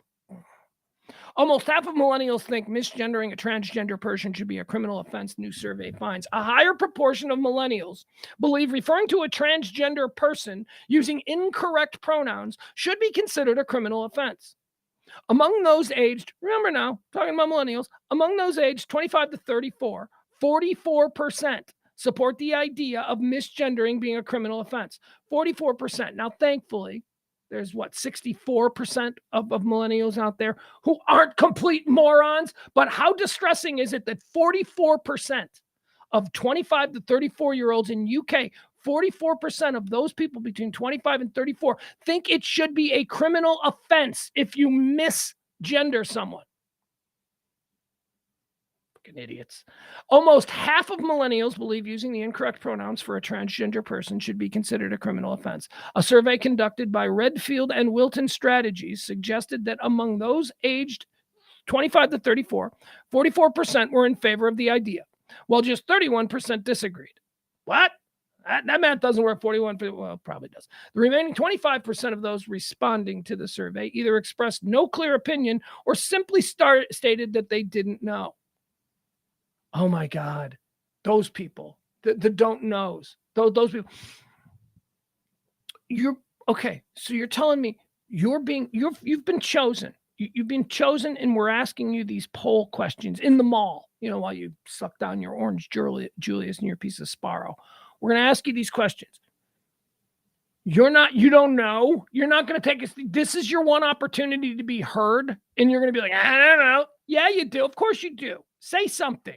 I don't know. Yes, no, I don't know. You always see that in polls. 51% said yes. 30% said no. 20%, whatever it is, said, I don't know. About a quarter, 26% were either unsure. Should misgendering someone be a criminal offense? 44% said yes. 31% said no. 25% said don't know. That's not good. 44% are stupid and arrogant, and 25% are just stupid. That's the problem. 44% who think that you should be a criminal, you should be considered a criminal for misgendering somebody. 44% of people who think you should be a criminal for misgendering somebody are just arrogantly stupid. They're stupid because that's a stupid person thing to think. That's stupid, but then also they're confident enough, they're arrogant enough to make their stupidity known. Then you got the other 25%. Don't know. I don't know. I'm too stupid to have an opinion, and I'm not confident enough to really tell you one way or the other. I don't know. I've spent the better part of the last 2 decades defending millennials. I love millennials. When millennials were like 20, 25, 20, they were great. Now they're getting older, and now they're being weird. Millennials. Kevin Spacey is trending today. Why? Because Kevin Spacey is in the news. We are entering week 4 of his trial, his sexual battery trial there in London. He's been through all of them. He's been knocking them down left and right. So now here we are in London, and it's been pretty quiet for the first 3 weeks. On Friday, we brought you news from the Kevin Spacey trial in London because Kevin Spacey himself had taken the stand, and he was snarky and condescending and pretentious, all the things that Kevin Spacey is. But today we had a rock star, literally a rock star, show up to defend Kevin Spacey. Elton John, ladies and gentlemen, has lent celebrity support to Kevin Spacey at the actor's sexual assault trial. Here's why they had Elton John on. So, if you've been following these Kevin Spacey trials, what you'll see is that in the ones that actually go in front of a judge and a jury, the ones that actually get into a courtroom, the defense for Kevin Spacey seems to be attacking the stories, the claims of offense. He was able to get out of the Anthony Rapp one in New York by proving that Anthony Rapp's story of being taken into a separate bedroom couldn't happen because the party didn't occur in a place that had a separate bedroom. The party occurred in a studio. It was a studio apartment. So that's how they knocked down the one in New York. Obviously, they the story was, they proved that the story wasn't true, at least as far as those details go. In this particular case, one of the charges against him is that he physically groped a man's penis in a car while driving to Elton John's party. Okay. It's happened in 2003, I believe it's being claimed. Person said, in 2003, Kevin Spacey took me to Elton John's party, and while we were driving there, he grabbed my penis in the car. That's the charge. Kevin Spacey said, that ain't true. And dude's like, yes, it is. It happened in 2003. And Kevin Spacey said, I didn't go to any Elton John parties in 2003. And he's like, yes, you did. I went there with you. And so Kevin Spacey's attorneys were like, well, let's call Elton John. And so they got Elton John and Elton John's husband.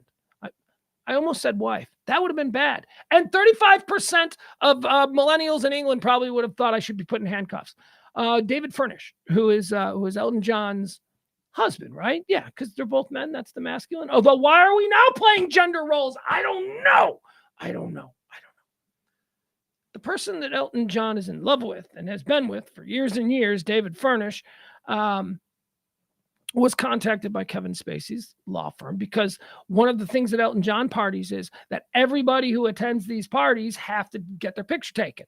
So they all walk in and they get their picture taken, and David Furnish has this, these files from all the years of Elton John parties of all the people who attended. And guess what? Kevin Spacey was not at the Elton John party during this particular year that this accuser is saying that he tried to grab his penis. So there you go. And this is how the Kevin Spacey defense team has won in basically every of the venues they've appeared in, New York being most recently. Kevin Spacey's lawyer enlisted the help of A-list star Monday in his sexual assault trial, calling on Elton John and his husband to cast doubt on one of the Oscar winners' accusers at the end of the defense case. John appeared briefly in the London court by video link from Monaco after his husband, David Furnish, testified that Spacey did not attend an annual gala ball at their Windsor home at the time that the accuser said he was attacked by Spacey. John was the final witness for the defense and was followed by character testimonials from colleagues, friends, and family that had Spacey in tears in the dock when they were read aloud by his lawyer. Spacey, 63, has pled not guilty to a dozen charges that include sexual and indecent assault counts and one count of causing a person to engage in penetrative sexual activity. One of the alleged victims said that he was driving Spacey to the White Tie and Tiara Ball in 2004 when the actor grabbed his crotch so forcefully that he almost ran the car off the road. Furnish, Elton John's husband, supported Spacey's own testimony that the only year he had attended the event was in 2001. Furnish said he had reviewed photographs taken at the party from 2001 through 2005, and Spacey only appeared in the images that one year. He said all guests were photographed each year. Elton John, who was wearing yellow tinted glasses, a dark jacket, and a light blue open collared shirt, said the actor attended the party once in the early 2000s and arrived after flying to England on a private jet. Oh, how fancy. Spacey's appearance was a surprise and a memorable one at this particular party because it was a big deal, said Furnish, a filmmaker and Elton John's manager who also appeared from Monaco. Kevin Spacey was an Oscar-winning actor, and there was a lot of buzz and excitement that he was at our party, said Furnish. John said the actor spent the night at their house after the event. He also confirmed that Spacey bought a Mini Cooper at the auction and held an whatever. Okay, so whatever. So there you have it. So this is another example of Kevin Spacey's attorneys just going through the stories of the accusers and just finding inconsistencies and trying to prove that these stories can't be true. He says that he was assaulted while on their way to Elton John's party in 2004, and now Elton John and Elton John's husband are appearing in court saying he wasn't at our party in 2004. And this guy's like, yes, we were, so, it's interesting. Whatever. Here's another story. This is an interesting one. This would almost not normally even get a mention, but it is kind of an interesting story. So, Jane Birkin has died. Do you guys know who Jane Birkin was? Probably not. Jane Birkin was a swinging, was she London? I guess. Yeah. Swinging London, it girl. of like the late 1960s. She was an actress, she was a model, she was a singer, all these kinds of things. She is the mother, however, of Charlotte Gainsborough. Great actress Charlotte Gainsborough is Jane Birkin is her mother. The reason I mentioned Jane Birkin is because I don't know how I first came to know. There was some documentary I saw when I was much younger, like back in the 90s, and Jane Birkin was featured in it, and I just remember seeing her in this documentary and going, "Whoa!" Like every once in a while, you see somebody that you've never seen before, and you're like, okay, that person's aesthetic makeup is I just thought she was so beautiful. There was just something like really like natural. Anyway, so I always knew who she was. Not that she was like a major star, although she is a major star because it's being reported around the world that she has died. Now, why is she most famous? She is most famous because of the Hermès women who know handbags. And men who know high-end women know handbags as well. What you need to know about the Birkin bag, the Hermès Birkin bag, is like they're like $30,000. They're like $30,000 purses. They're like these insane. They're like the most elite of the elite bags that you can get. They're made with crocodile. They're crazy, just crazy stuff. Anyway, the bag was named after Jane Birkin because one time on a flight, she was flying private back in 1973 or something. And she was on the plane with a couple other big shooters. And she was putting her bag in the overhead compartment and her bag spilled and everything spilled out of her bag. And she said, I hate these bags. And somebody seated next to her on this private plane goes, "What's wrong with the bag?" And she said, it has no pockets. She goes, "That's the problem with these bags. I love these bags, but they have no pockets." And he said, "What kind of bag is it?" And she said, "Oh, it's an Hermès bag, but Hermès doesn't have pockets." And this dude goes, "Well, we can change that because I'm Hermès," or whoever the dude was that worked for that. And so they got on the plane and she, on a cocktail napkin, she sketched out what a bag that she would want would look like, and they called it the Birkin bag. And now here we are, like 40 years later, and they sell for $30,000. Jane Birkin dies at 76 years old, mother of Charlotte Gainsborough. And that's where you hear the term, "I want a Birkin bag." Well, you better get a divorce first, because you're going to be needing to marry somebody much better off than me if you want a Birkin bag. You are never getting a Birkin bag. Just incidentally, let's see what these things cost.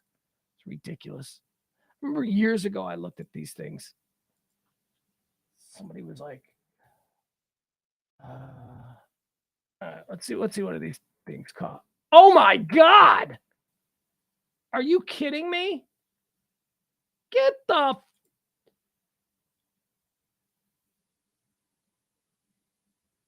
oh my God. Look at this insanity. Look at this. This is a used bag. Holy shit. You women, what is going on with you women? Look at this. This is a used bag. $25,781. 2008 pre-owned Birkin 25 tote bag. $25,000. Jeez Louise. Let's see what else we got. Let's see if there are any other prices. That's obscene, man. That is absolutely obscene that someone would spend that amount of money when there's probably freaking schools in their neighborhood that could use help. There's probably $53,000 on this one. 50. Oh, that one's done. You can't. They won't even take your $53,000. It's that green one. See the green one? That green one's $53,000, and they won't sell it to you anymore because it's already been purchased. Women in your purses, man. I don't get $53,000. You are a broken person. Oh my God. You get $53,000 and you spend it on a purse? Ugh. Anyway, Jane Birkin, she's dead, 70-something years old. Google Doodle is trending. Google Doodle is trending. Is this the Google Doodle for today? What is today's Google Doodle? Let me see here. Hold on, because I didn't see this match up. Who is this person? Google Doodle. All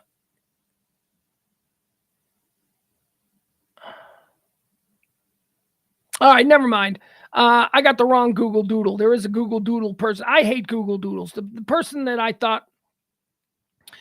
All right, so the Google. Apparently, this was yesterday's Google Doodle, and this is just my problem with the Google Doodle. Yesterday's Google Doodle was somebody who plays a Sudanese. Oh God, a Sudanese musician from the Sudan, a female, like 100-year-old musician from the Sudan who plays an instrument called an oud, an oud. I don't even know how to pronounce that. Person's name is Asma Hamza. And I'm tired of feeling preached to. You know what I mean? With Google, why are you wasting my time with this? Why is this somebody? Because you know what it is? It's Google going, you people are stupid and you need us to culture you. And we're going to tell you about somebody who you should know. This is the greatest oud player in Sudanese music history. And if you don't know who this person is, then you should feel like you're less than me. We're Google. We're elitists and we're preaching down to you. Stop with the Google. Why? You can't. Like, I don't know, on Dale Earnhardt's birthday, the Google Doodle couldn't be Dale Earnhardt?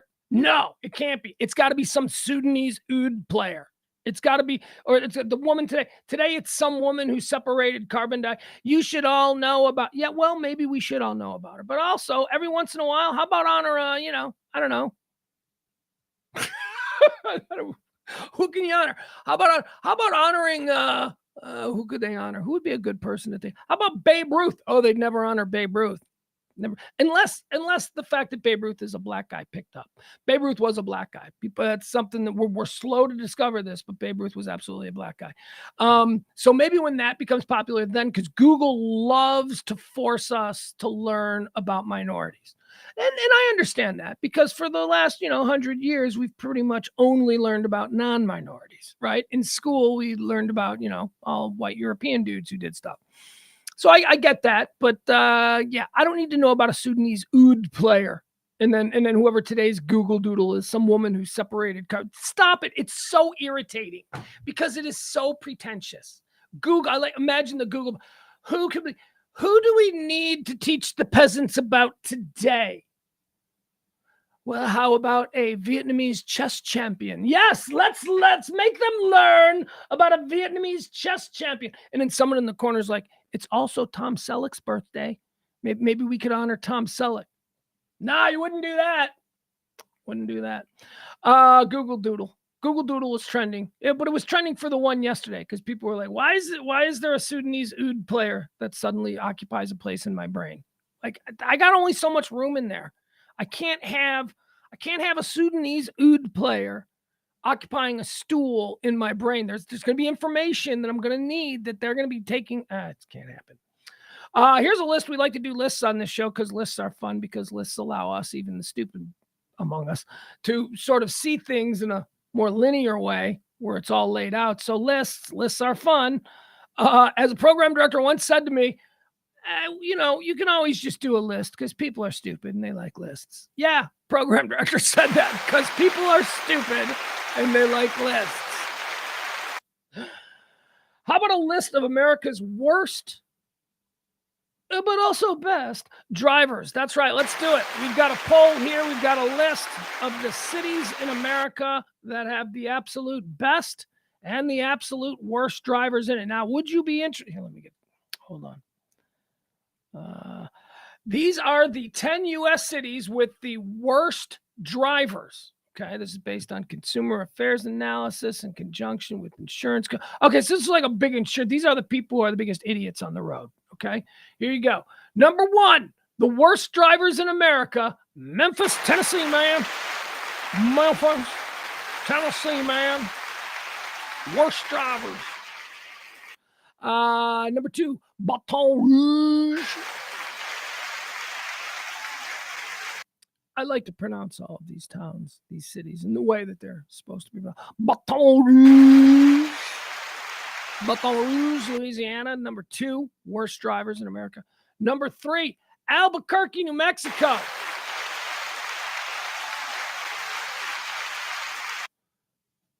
I saw the largest cockroach I've ever seen in my life in a hotel in Albuquerque, New Mexico once. I don't know how to describe it. I don't know. It was the size of a fist. It was the cockroach had meat. There was meat on this cockroach. When you looked at this cockroach, you were like, oh my God, a family could like eat that. That could feed a family. The biggest. So that's all I know about Albuquerque. And now I know they're bad drivers too.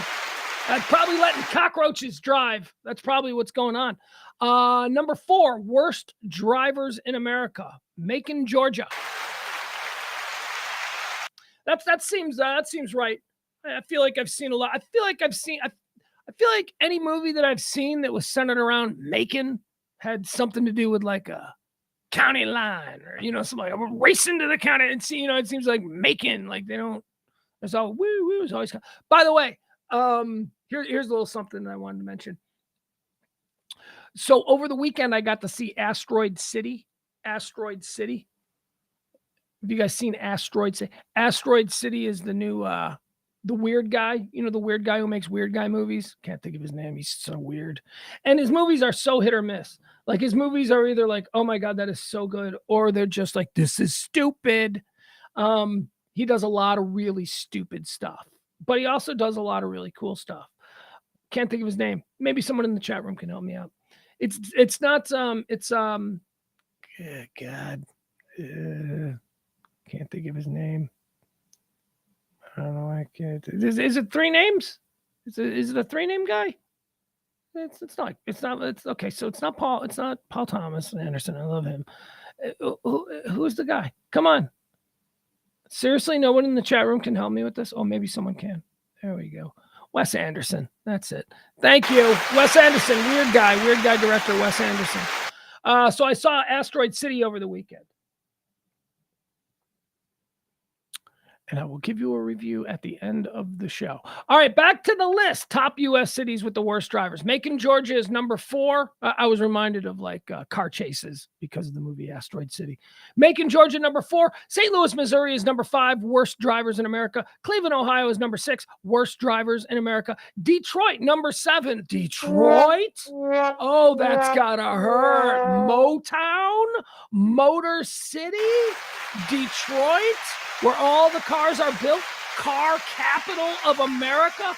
Detroit is the number 7 worst. Well, they are tied. Detroit and Victorville, California are tied at number 7. Hesperia, California comes in at number 8. And Rockford, Illinois comes in at number 10, which would be 10 or number 9 and 10 because the tie, anyway, there were 2 7s. Rockford, Illinois brings up the bottom of the list. There you go. Those are the worst drivers in America. Memphis, Tennessee, Baton Rouge, and Albuquerque are the top 3. Worst drivers in America. All right. How about the safest drivers? Oh, boy. This one ain't a surprise. Green Bay, Wisconsin. Oh, yeah. Hey, you got to check your blind spot. Yeah. And, never take it for granted. There could be a patch of ice underneath that right. It's August. Oh, it's still Green Bay, You got to be careful. Green Bay, Wisconsin, number 1. Safest drivers in America. That tracks. Those people, there ain't nothing exciting going on up there. Nothing. Especially now that Aaron Rodgers is gone. There ain't nothing going on there. So, yeah, that tracks. Green Bay, safest drivers in America. Number 2, safest drivers in America, Cary, North Carolina. Never heard of it. Maybe if you had more car wrecks, I'd have heard of you. Number 3, safest drivers in America, Oxnard, California. Oxnard, California, 3rd. Number 4, Bellevue, Washington. Bellevue, Washington is the number 4 safest city to drive in America. Now, these are all cities with over 100,000 people. That's the criteria for a city, at least as far as this goes. So over 100,000 people, which brings us to number 5. The number 5 safest drivers in America, ladies and gentlemen, they reside in McKinney, Texas. That's right. McKinney, Texas comes in at number 5. Why? I don't know. I drive through McKinney quite often. I'm in McKinney, as many of us are. We're in McKinney all the time. I don't think I've ever noticed. My goodness, are these people here in McKinney courteous drivers. This is a safe place. I feel safe. I've never noticed that. Number 5, McKinney, Texas. Number 6, Lynn, Massachusetts. Number 7, Glendale, California. Number 8, Pearland, Texas.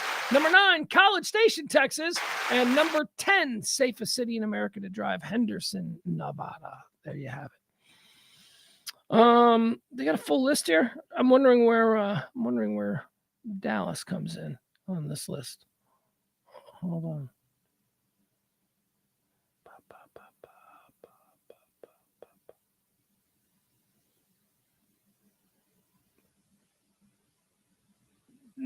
All right. Yeah, never mind. We don't need to get all bogged down on that.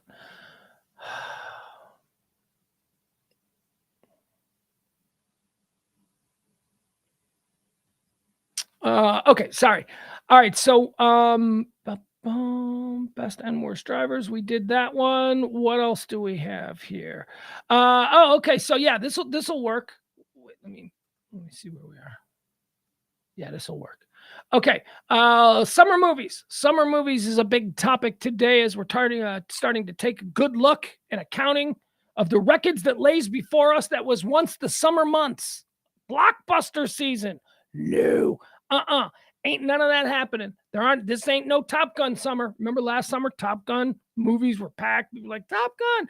Everybody was excited. Not happening. Nobody is seeing nothing. Why? Because apparently, and this is what people are starting to notice, nobody wants to see an old man be an action hero. And Tom Cruise's new Mission Impossible is really underperforming. The new Indiana Jones, oh my God, Harrison Ford is like 90. Stop it. Give it up, Indy. Nobody wants to see this anymore.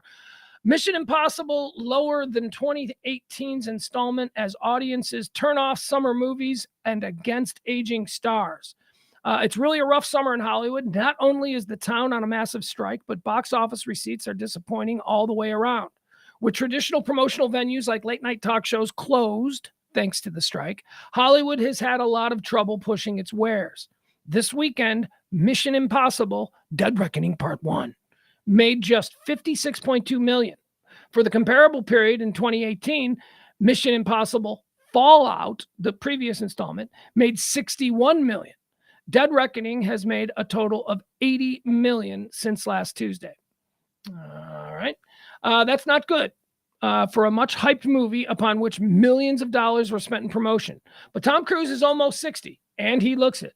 Meanwhile, Harrison Ford, 80, starred in Indiana Jones and the Dial of Destiny. It's also a big disappointment. Both movies cost well over $250 million. The Flash crashed also because of promotional problems. The star, Ezra Miller, couldn't do interviews because of all of his legal issues. The Flash, though, that came out and that crashed and burned. Remember all the months and months of hype? I don't even remember that show coming out. I don't remember my son being excited about my son, 14. You know, he knows all the superhero movies when they come out. There was no, let's go see The Flash. I heard it was good. I seem to remember that. I remember somebody going, no, The Flash is good. I don't know. Let's see. 2 movies that are being waited on are Barbie and Oppenheimer. They are the last 2 big hopefuls for this summer to save anything. But for the most part, people are not going to the movies, and the movies are not doing what they typically do in the summer. And they hadn't done, this is not, last year was sort of, there was an anomaly, and that was Top Gun Maverick. That movie was just the perfect movie for the perfect time. People coming back to movie theaters after the pandemic, after years of decline. People going to movies have been on decline since the advent of streaming. So, but last year we got this sort of false new water level, which was Tom Cruise and the return of Maverick, Top Gun. Well, but that's false. You can't do that. Not every summer. You can't release a movie that is going to attach itself to the American spirit quite the way Top Gun did. Everybody loved Top Gun. I mean, no matter how stupid and jingoistic and all that is, there is something. I mean, look, of course, not everybody loved Top Gun Maverick. There were the contrarians.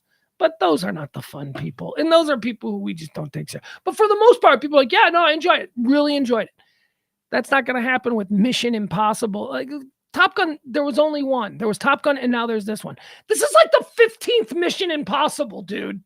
Nobody cares anymore, okay? Just stop. Ugh. Tom Cruise, Money Machine. All right, there you have it. That's basically all that we have. But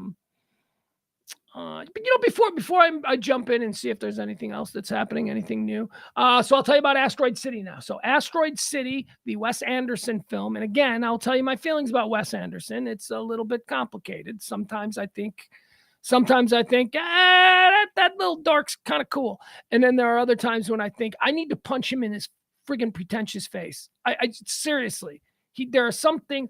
Jason Schwartzman, and I know Jason Schwartzman isn't Wes Anderson, but Jason Schwartzman to me embodies Wes Anderson. So I feel the same way about Jason Schwartzman. Whenever I see Jason Schwartzman in something, I'm like, am I going to want to punch him in the face, or am I going to want to, go have a beer with him? I don't know. Either way, it could be hit or miss.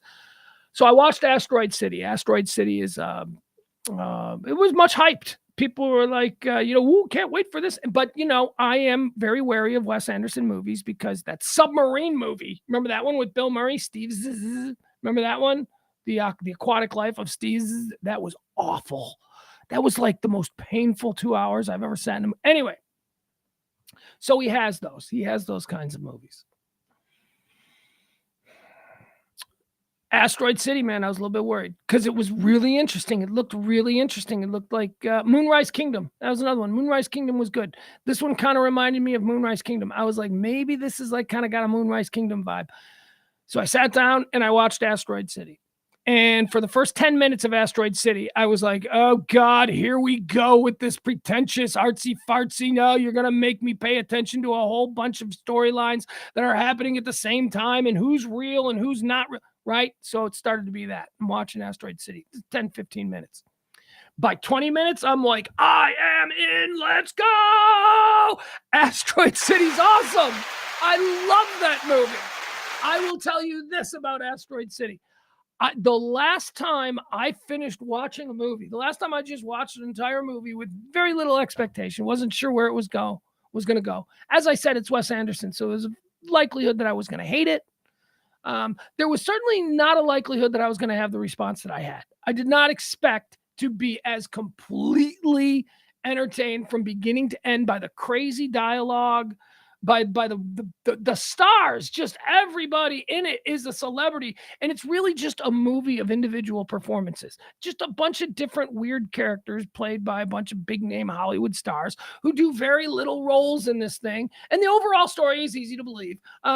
There is an alien situation in this small town in the 1950s, and the government comes in and puts a quarantine around the town, and all the people who are there who were in this town when this thing occurred, which happened to have been a bunch of young geniuses who had gathered together in the town for their astronomical meeting, watching thing, whatever it was. Anyway, so the town is quarantined and the government takes over. That's what it's about. It's about the relationships between these people who are in this town while it's quarantined. But then there's a whole bunch of other really crazy Wes Anderson stuff going on the periphery that you might have to pause every once in a while and go pull the Wikipedia page out. That's fun, if it's because it's complicated. I don't want you to get lost. Asteroid City, though, I loved it. I love that movie. And now I love Jason Schwartzman. I love him so much. I love Ed Norton. Oh my God, I love Bryan Cranston. Oh my God, I love Tom Hanks. Oh my God. But Scarlett Johansson. Once again. So I said I haven't felt this way about a movie. I think the common thread here is Scarlett Johansson. Ladies and gentlemen, I might be in love with Scarlett Johansson. I don't know how this happened, but it's a very real thing that I experienced. I finished watching Asteroid City and I was like, man, isn't that a fulfilling movie? Don't I just feel like I just spent an hour? First of all, it's like an hour and a half. Oh, thank you, Wes Anderson, for understanding you can tell a story in 90 minutes. You can tell a really good, interesting story in 90 minutes. It doesn't have to be 3 hours. Ugh. All right, so it's like 90 minutes, and then it ends, and I just feel like, man, that was really good. The last time I had a feeling similar to that was after seeing Jojo Rabbit, also starring Scarlett Johansson. I remember the first time I saw Jojo Rabbit, I watched Jojo Rabbit, and I was like, oh, my God, that is such a nice movie. That is such a good movie. I just feel like I laughed. I was fascinated. Love Jojo Rabbit. And Asteroid City, I felt the same way. After seeing Asteroid City, I was like, oh, I got a very solid Jojo Rabbit vibe. So my review for Asteroid City. So what is it? Should I do? I don't really have a thing. Like, people do stars, thumbs up, thumbs down. How about a scale of 1 to 10? All right. Yeah. Okay. So my ratings will be on a scale of 1 to 10. And 10, just so we know where we're setting the bar. 10 will be 10 will be what I consider to be the greatest film ever made. So a 10 would be a Doctor Strangelove. A 10 would be a Stanley Kubrick Doctor Strangelove. Asteroid's like an 8.5. Yeah, Asteroid City's like an 8.5. And you know what? It could go up. It could go like Jojo Rabbit's a 9. Jojo Rabbit's a 9. It's one of my 5 favorite films. I only have 2 10s. Goodfellas is the other 10. Goodfellas and Doctor Strangelove are my only 2 10s. Yeah, I'd say Asteroid City's about a 8.5. All right. That's what I did this weekend. I watched Asteroid City. Boom, boom, boom, boom, boom, boom, boom. I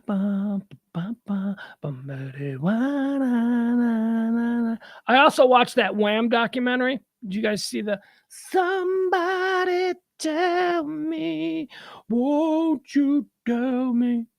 Yeah, so there's like a whole bunch of George Michael documentaries. There's a Wham documentary on Netflix. To give you money, now to give you money. Who? And then Prime's got there's a Wham documentary on Netflix that's very good. It's just about Wham. And it's about, George Michael. And then, when Wham breaks up, the documentary ends. And it, at the end of the Wham documentary, it goes on to be like, oh, and George Michael goes on to be one of the biggest stars of all time, 200 million records sold, that whole thing. But it's very much like an afterthought. But then there's a documentary. It's a really good documentary on Amazon Prime, which is new as well, which is called George Michael. And it's just that gives you the Wham stuff, but then also like the crazy stuff. They tell a story about when he was living across the street. I told George Michael used to live across the street. I was watching that, and they're like, we went to his house in Dallas. And I was like, that's our neighborhood. Anyway, so I feel like I know a lot about Wham now. And I feel like I know a lot about American Gladiators. There's another thing that I've been watching on Netflix. There are 2 on Netflix. There is a documentary called Muscles and Mayhem, and it's the story of American Gladiators, the TV show from the late 80s, early 90s. And it's fun. And if you remember that show, and I loved that show. Oh, I'm such a fan of that show back in the day. Loved it. Never missed it. Recorded every episode. American Gladiators. That's Muscles and Mayhem. But then over on ESPN, there's like a new 30 for 30 2-parter, 4-hour 2-part 30 for 30 called American Gladiators, and it's really interesting because I watched the Muscles and Mayhem thing first, and then I discovered the 30 for 30 thing, and I watched the 30 for 30 thing, and it's like, they're both really good. The 30 for 30 is better. I think the ESPN 30 for 30 is a better story. It goes into more details and you learn more about the shady ass guy who started it. But it's interesting because all of the people who appear in the Netflix documentary do not appear on the 30 for 30 documentary. And all the people who appear in the 30-30 documentary don't appear on the Netflix documentary. So it's interesting because I watched the actual series. I know the people who were missing from the Netflix documentary. I'm like, well, why is Malibu only shown for like what? Malibu was one of the big stars. Well, Malibu's all over the 30 for 31. Apparently he wouldn't talk to the Netflix people. Anyway, big feeding frenzy apparently for stories about the glory days of American Gladiators, because there are 2 documentaries, one on Prime, one on 30 for 30 ESPN and one on Netflix. Wham, big Wham documentary on Netflix, and then another George Michael documentary. A lot of stuff going on. But of all the things that I've seen over the past week, Asteroid City. Thank you. Asteroid City is by far the best.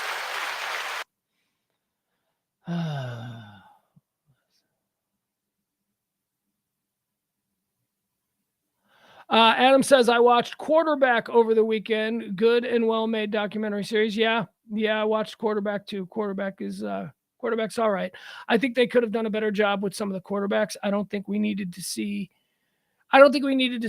Mariota. I think that was obviously Mahomes is a great catch. Quarterback is the documentary series on Netflix that follows 3 NFL quarterbacks throughout the course of a season. So I guess we didn't know this at the time, but last season, Patrick Mahomes was followed by a film crew the whole season, and they followed 2 other quarterbacks. Patrick Mahomes, obviously, that's a very good get. That would be the number 1 guy you would want if you were doing a series on quarterbacks. But then they went and got Marcus Mariota and Kirk Cousins, and I'm like, what? How about Patrick Mahomes, Joe Burrow, and Josh Allen? Huh? How about Patrick Mahomes, Jalen Hurts, and even Matthew Stafford? How about something like that? You went with Marcus Mariota and Kirk Cousins. I'll tell you this. I still think that Marcus Mariota needs to be out there living his life free and clear of other people's expectations, and I'll leave it at that.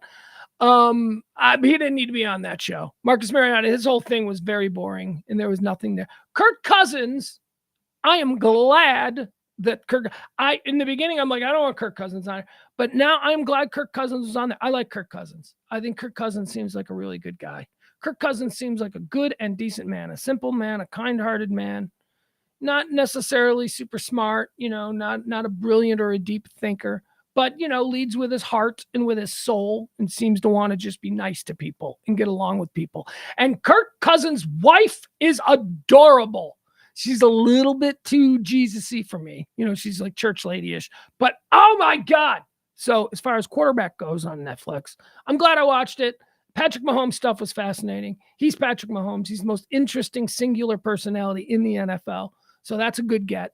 Mariota was a big waste of time. And Kirk Cousins, as it turns out, I'm glad I got to learn a little bit more about Kirk Cousins. He seems like a good, decent person. Yeah,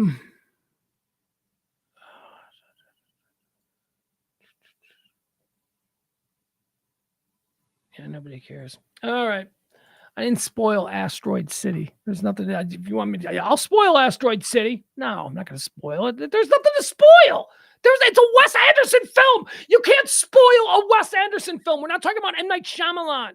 This is Wes Anderson. Everything about it is weird and unexplainable. That's the whole point. It's an abstract look at filmmaking. That's who Wes Anderson is. You can't spoil a Wes Anderson film. Although I will say this, Jeff Goldblum should have had a bigger role. Thank you. For those of you in the know, I've just kind of spoiled something. You can't spoil a Wes Anderson film. It's not possible. It's not. You couldn't even explain it. There's like, how do you explain it? It's just a bunch of really pretty. I'll tell you, man. Remember Edward Scissorhands? That's the other thing about Asteroid City that really struck out to me, man. Edward Scissorhands, and then another one that I think of, Truman Show. These set designs that they had that were like sort of like the normal real world, but also an equal dose of cartoonery mixed in, like Edward Scissorhands. Remember all those houses with the crazy colors? And they were like houses you'd see, you just wouldn't see them in purple, and then in Truman Show, it was like this idealized seaport town. Asteroid City did that. What an incredibly great looking film. And I think it was done by everything being shot. You know what? I don't know. Whatever. I don't want to get into it. I think it was all shot on like backdrops. Like I think actors were just standing in front of tarps that had things painted on. I don't know. It's very cool. It looks very cool anyway. What should we check out first? Let us check out Twitter trends, because I barely get on Twitter anymore these days. What with my Threads obligations? People trading baseball players yet? Baseball trading season going? Man, Texas Ranger fans, of which I count myself a member, I have got a deal for us. Oh my God. Texas Rangers. You need to get in line on Lucas Giolito. We look, the White Sox were tearing down. We were getting rid of everybody. I am a White Sox fan. I am a Texas Ranger fan. I want Lucas Giolito on the Texas Rangers. Take it from me, somebody who has seen every inning Lucas Giolito has pitched in Major League Baseball. I have been watching him since we acquired him from the Nationals. I am a Lucas Giolito fan. I am also a Texas Ranger fan. I would not be pushing this deal if I didn't think it would be a great deal. You can get him. I mean, I don't know. Do you have anything good in your system? We're just going to take like farm system people. We've got to. And I'm afraid Lucas Giolito is going to go to the Reds. They're like, he's going to the Reds or the Dodgers. I'm like, oh, man, no, I want to be able to still root for him. And if Gio comes to Texas, if he becomes, look, he's the ace. He steps in, he walks in, he steps in, he's the ace. He steps in in Los Angeles. He's the ace in Los Angeles as long as Kershaw's hurt. He's the ace. He's the ace everywhere he steps in. I mean, we've got a guy. Texas, we don't have an ace for another 2 years. Oh, Tommy John just takes you. Stop it. We don't have an ace for another 2 years. And you've got an opportunity to get Lucas Giolito, who is an ace. And he's going to be let go. And I want to root for him. So I would very much like to be able to continue rooting for Lucas Giolito. And if my White Sox are going to get rid of him because he's one of the only pieces we can get something for, I would love for him to be a Ranger. Hell, we will throw in for one day only. If you act now, we will even throw in a Lance Lynn. We know you people like that. Yes, Lance Lynn is currently carrying a 6 ERA, but he's a bulldog in the moment you need him. Gio's your ace. We'll give you Gio and we'll give you Lance Lynn. I would love to be able to continue rooting for both of those guys. And if they end up going to teams I don't give a shit about, then it looks like I'll never root for the big bastard again. The big bastard, Lance Lynn, has provided me with so many fulfilling high leverage moments. He has been just one of these, the big bastard man in a high leverage moment over the past 3 seasons. He runs, I love the big bastard. Me and my 14-year-old son, we love Lance Lynn. Big bastard. By the way, that's his own nickname for himself. It came like 3 years ago. He had a particularly good game, and somebody said, how did you get so many people to chase on that pitch? And he just looked straight into the camera. Yeah, this was in Chicago. He looked straight into the camera and he said, I'm just a big bastard. And it stuck. So we all started calling him Big Bastard. And now I want the Big Bastard. I know he's having a rough year, but he'd fit right in with the Rangers. He absolutely would. I mean, at his worst, he's a 4. At his worst, he's a 4. At his best, he's a very good 2. At his best. Right now he's a 4. He's a 4, but he's still a 4. He's not a 5. He's not a guy in the bullpen coming out for bullpen days. No, Lance Lynn still has some stuff that he can do. He's a wily pitcher. So there you have it, Texas Rangers. Pick up the phone, call my Chicago White Sox, tell me you want Lucas Giolito and Lance Lynn. Do you have anybody? Do you have anybody you're paying like $200,000 to? Because that's we'll take those guys. We'll take all the 18-year-old Nicaraguan kids you can give us, because that's what we're doing. We are rebuilding. Didn't work. Rangers, however, your rebuild is absolutely working. Let's see, what else do we have? Why is Aldi trending? I don't like when Aldi trends. Ariana's trending. We talked about that. Ariana Grande's getting a divorce. We talked about that earlier. Red River Shootout. Shootout? That's not what it's called anymore. It's not called the Red River Shootout is trending. It hasn't been called the Red River Shootout in 20 years.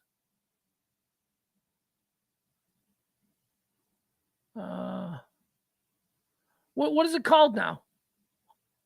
Oh, it's called, they changed it to the Red River Rivalry. Oh, yeah, because we can't handle the word shootout without going, are they saying we should have a shootout? Like, seriously, that's why it can't be called Red River Shootout anymore. Even though that's cool branding and it's a cool name, it can't be called Red River Shootout because they don't think that we can see that and not go, everybody, let's start shooting everybody. That's what they think of us. So it's got to be Red River Rivalry. Fuck. And I know that's not something that should bother us, right? That's not something I should be able to just get over that. All right, so what? They're changing it to rivalry. They're not calling it to Red River Shootout. I should be able to get past that. But when there are millions of these little micro irritations, they just build up. Never forget, the reason it can't be called the Red River Shootout is because if they call it that, you and me, we're too stupid to not know that we shouldn't have a shootout. Calling it the Red River Shootout promotes violence. How does it promote violence? Because now I think I should have a... See, that's what they think of us. That's what they think of us. Fuck. Hate that shit. I don't know why Red River Shootout is trending. Like I said, it hasn't been called. The football game, the annual football game between the University of Texas and the University of Oklahoma has not been called the Red River Shootout in at least 20 years.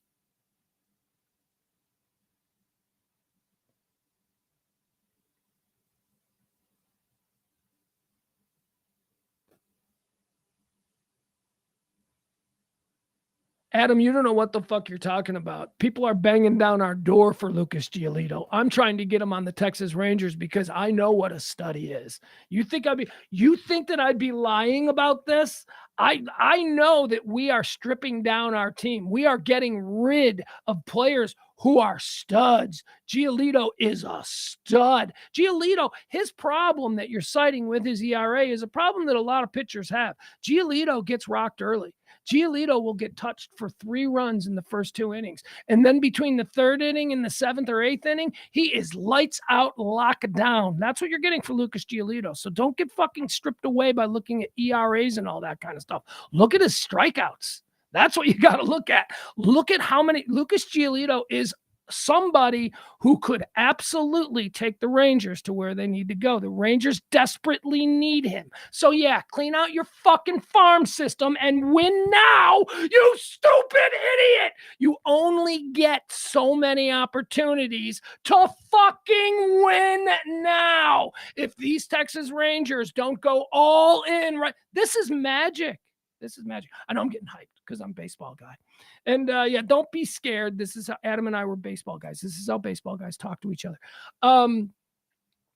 Texas Rangers, it is not a fluke anymore. This is not an anomaly season. Right now, we are past the halfway mark.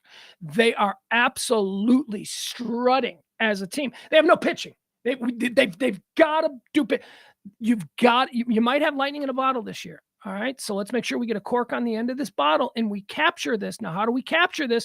You got to make sure that you're going to have pitching in August and into September. And right now, I do not see in any way, shape, or form the Texas Rangers having that. If their bats can continue, if you keep getting 15 hits a game, then you know what? You don't need pitching. But how long can you depend on that? I am now fully invested in the Texas Rangers winning now.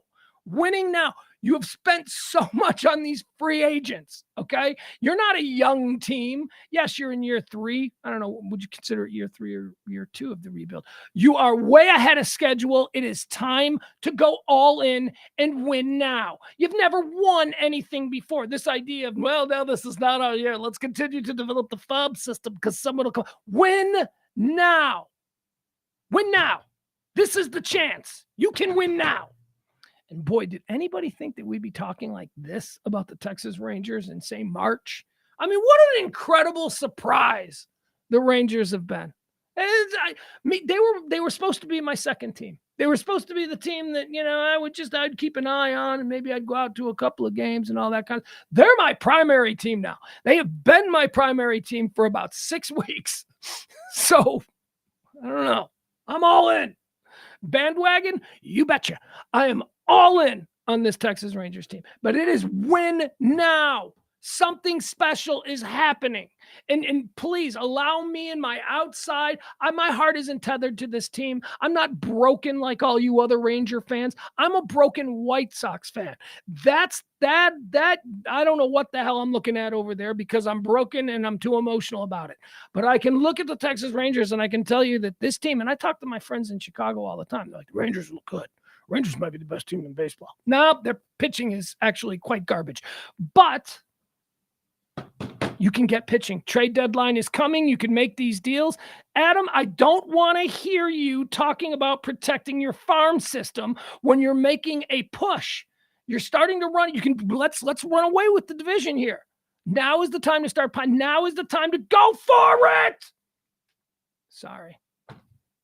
I read, he triggered me. I read his thing where he's like, well, we've got a farm system and we don't want to trade everything away. Do you want to win? Go for the win. Go for the win now. Go for the win now. Go for the win now. Bats are hot. Bats are hot. Now I want to watch baseball. But I won't watch White Sox games anymore. And I don't care. I just don't care.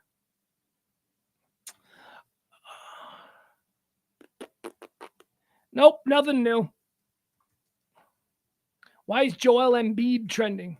Gender queer is trending. Brian Kelly, that's some bitch. Jason Aldean is trending. He got heat stroke or something. Jason Aldean, he's like one of them country guys. He was up on stage. He's like, oh, I do declare, I feel like I'm getting the vapors, and he had to leave his concert. So Jason Aldean is trending. I don't think we talked about that. Is that what happened? I don't know. Who's Jason Aldean? There's like these country guys that they're all like the same person to me. Jason Aldean was one of them. Jason Aldean could be one of like 5 different people at any given moment. Is there another Jason? Well, yeah, there's like a Jason Isbell, right? I think he's cool. I think Jason Isbell's cool. I think he's a little bit more like alt, skanky, dirty kind of rock kind of guy.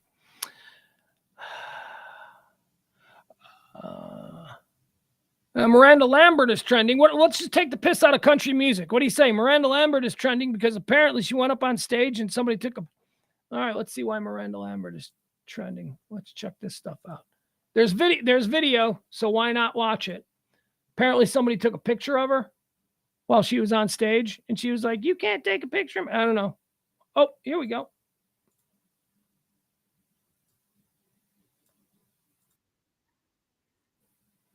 Let's see what this is.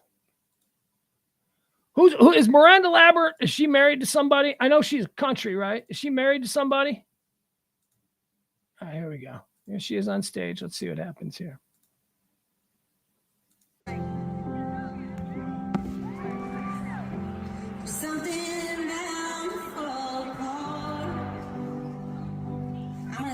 Here for a sec, Danny. I'm sorry. These girls are worried about their selfie and not listening to the song. It's pissing me off a little bit.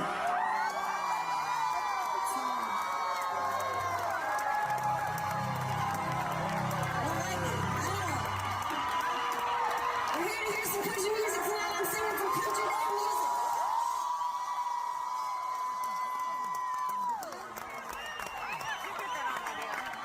Shall we start again?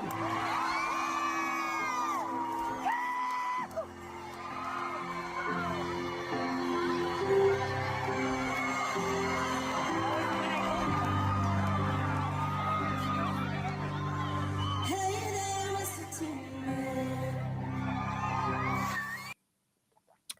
Okay, so I'm glad we saw that because now something that I did not know when I woke up, I do know now Miranda Lambert is a bitch.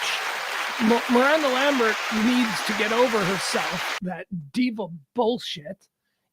Are you kidding me? These people, they're in what, the 5th row? They're right in front of you. You know how much they fucking paid for these tickets? They want to take a picture with their friends. That's the world we live in, Miranda. You're allowed to bring your phones in. That's how you stop the show and you basically turn an entire audience on these people. When she's like, yeah, I just think that we're here to sing country music. And everybody goes, yeah. Meanwhile, there's 5 girls who are feeling the whole building close in on them because they just took a little picture.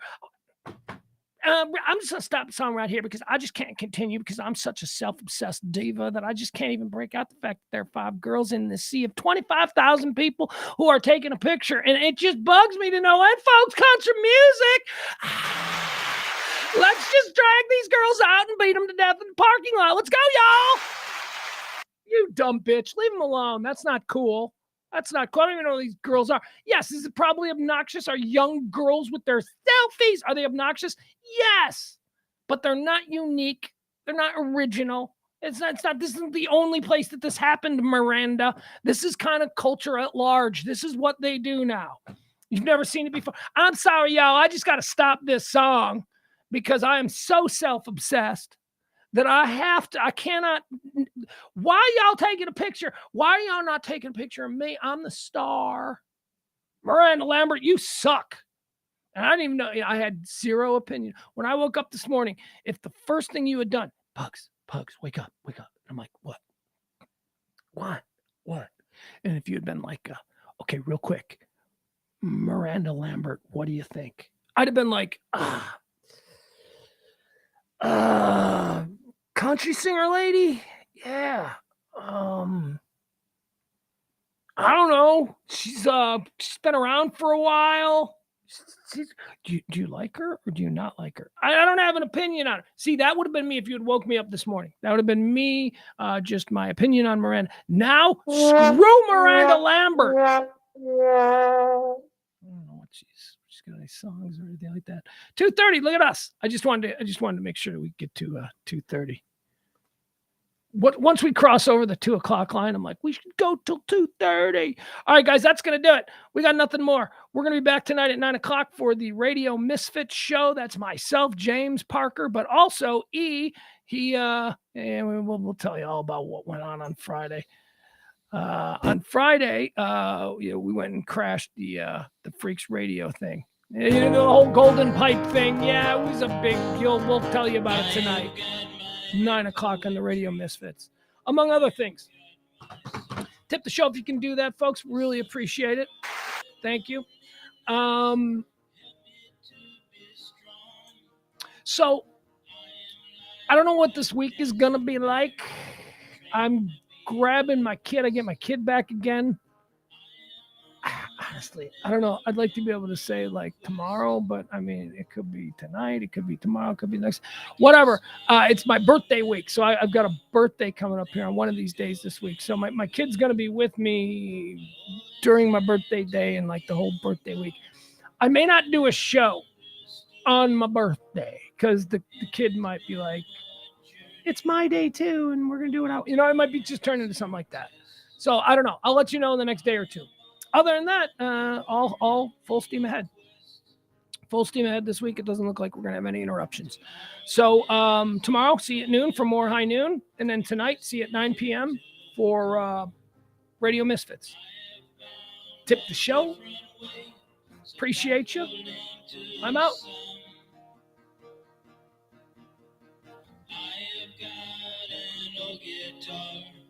That is all I need. I don't need no 401. I don't have the greed. Down the road I'll travel, far from the comfort nest. I am on a never-ending quest. Tomorrow is another day. The best is yet to come. I have found a different way, so baffling to some. I can smile a little now, things are going good. I always had to be on guard, that is understood. Down the road I'll travel, far from the comfort nest. I am on a never-ending quest. I am on a never-ending quest.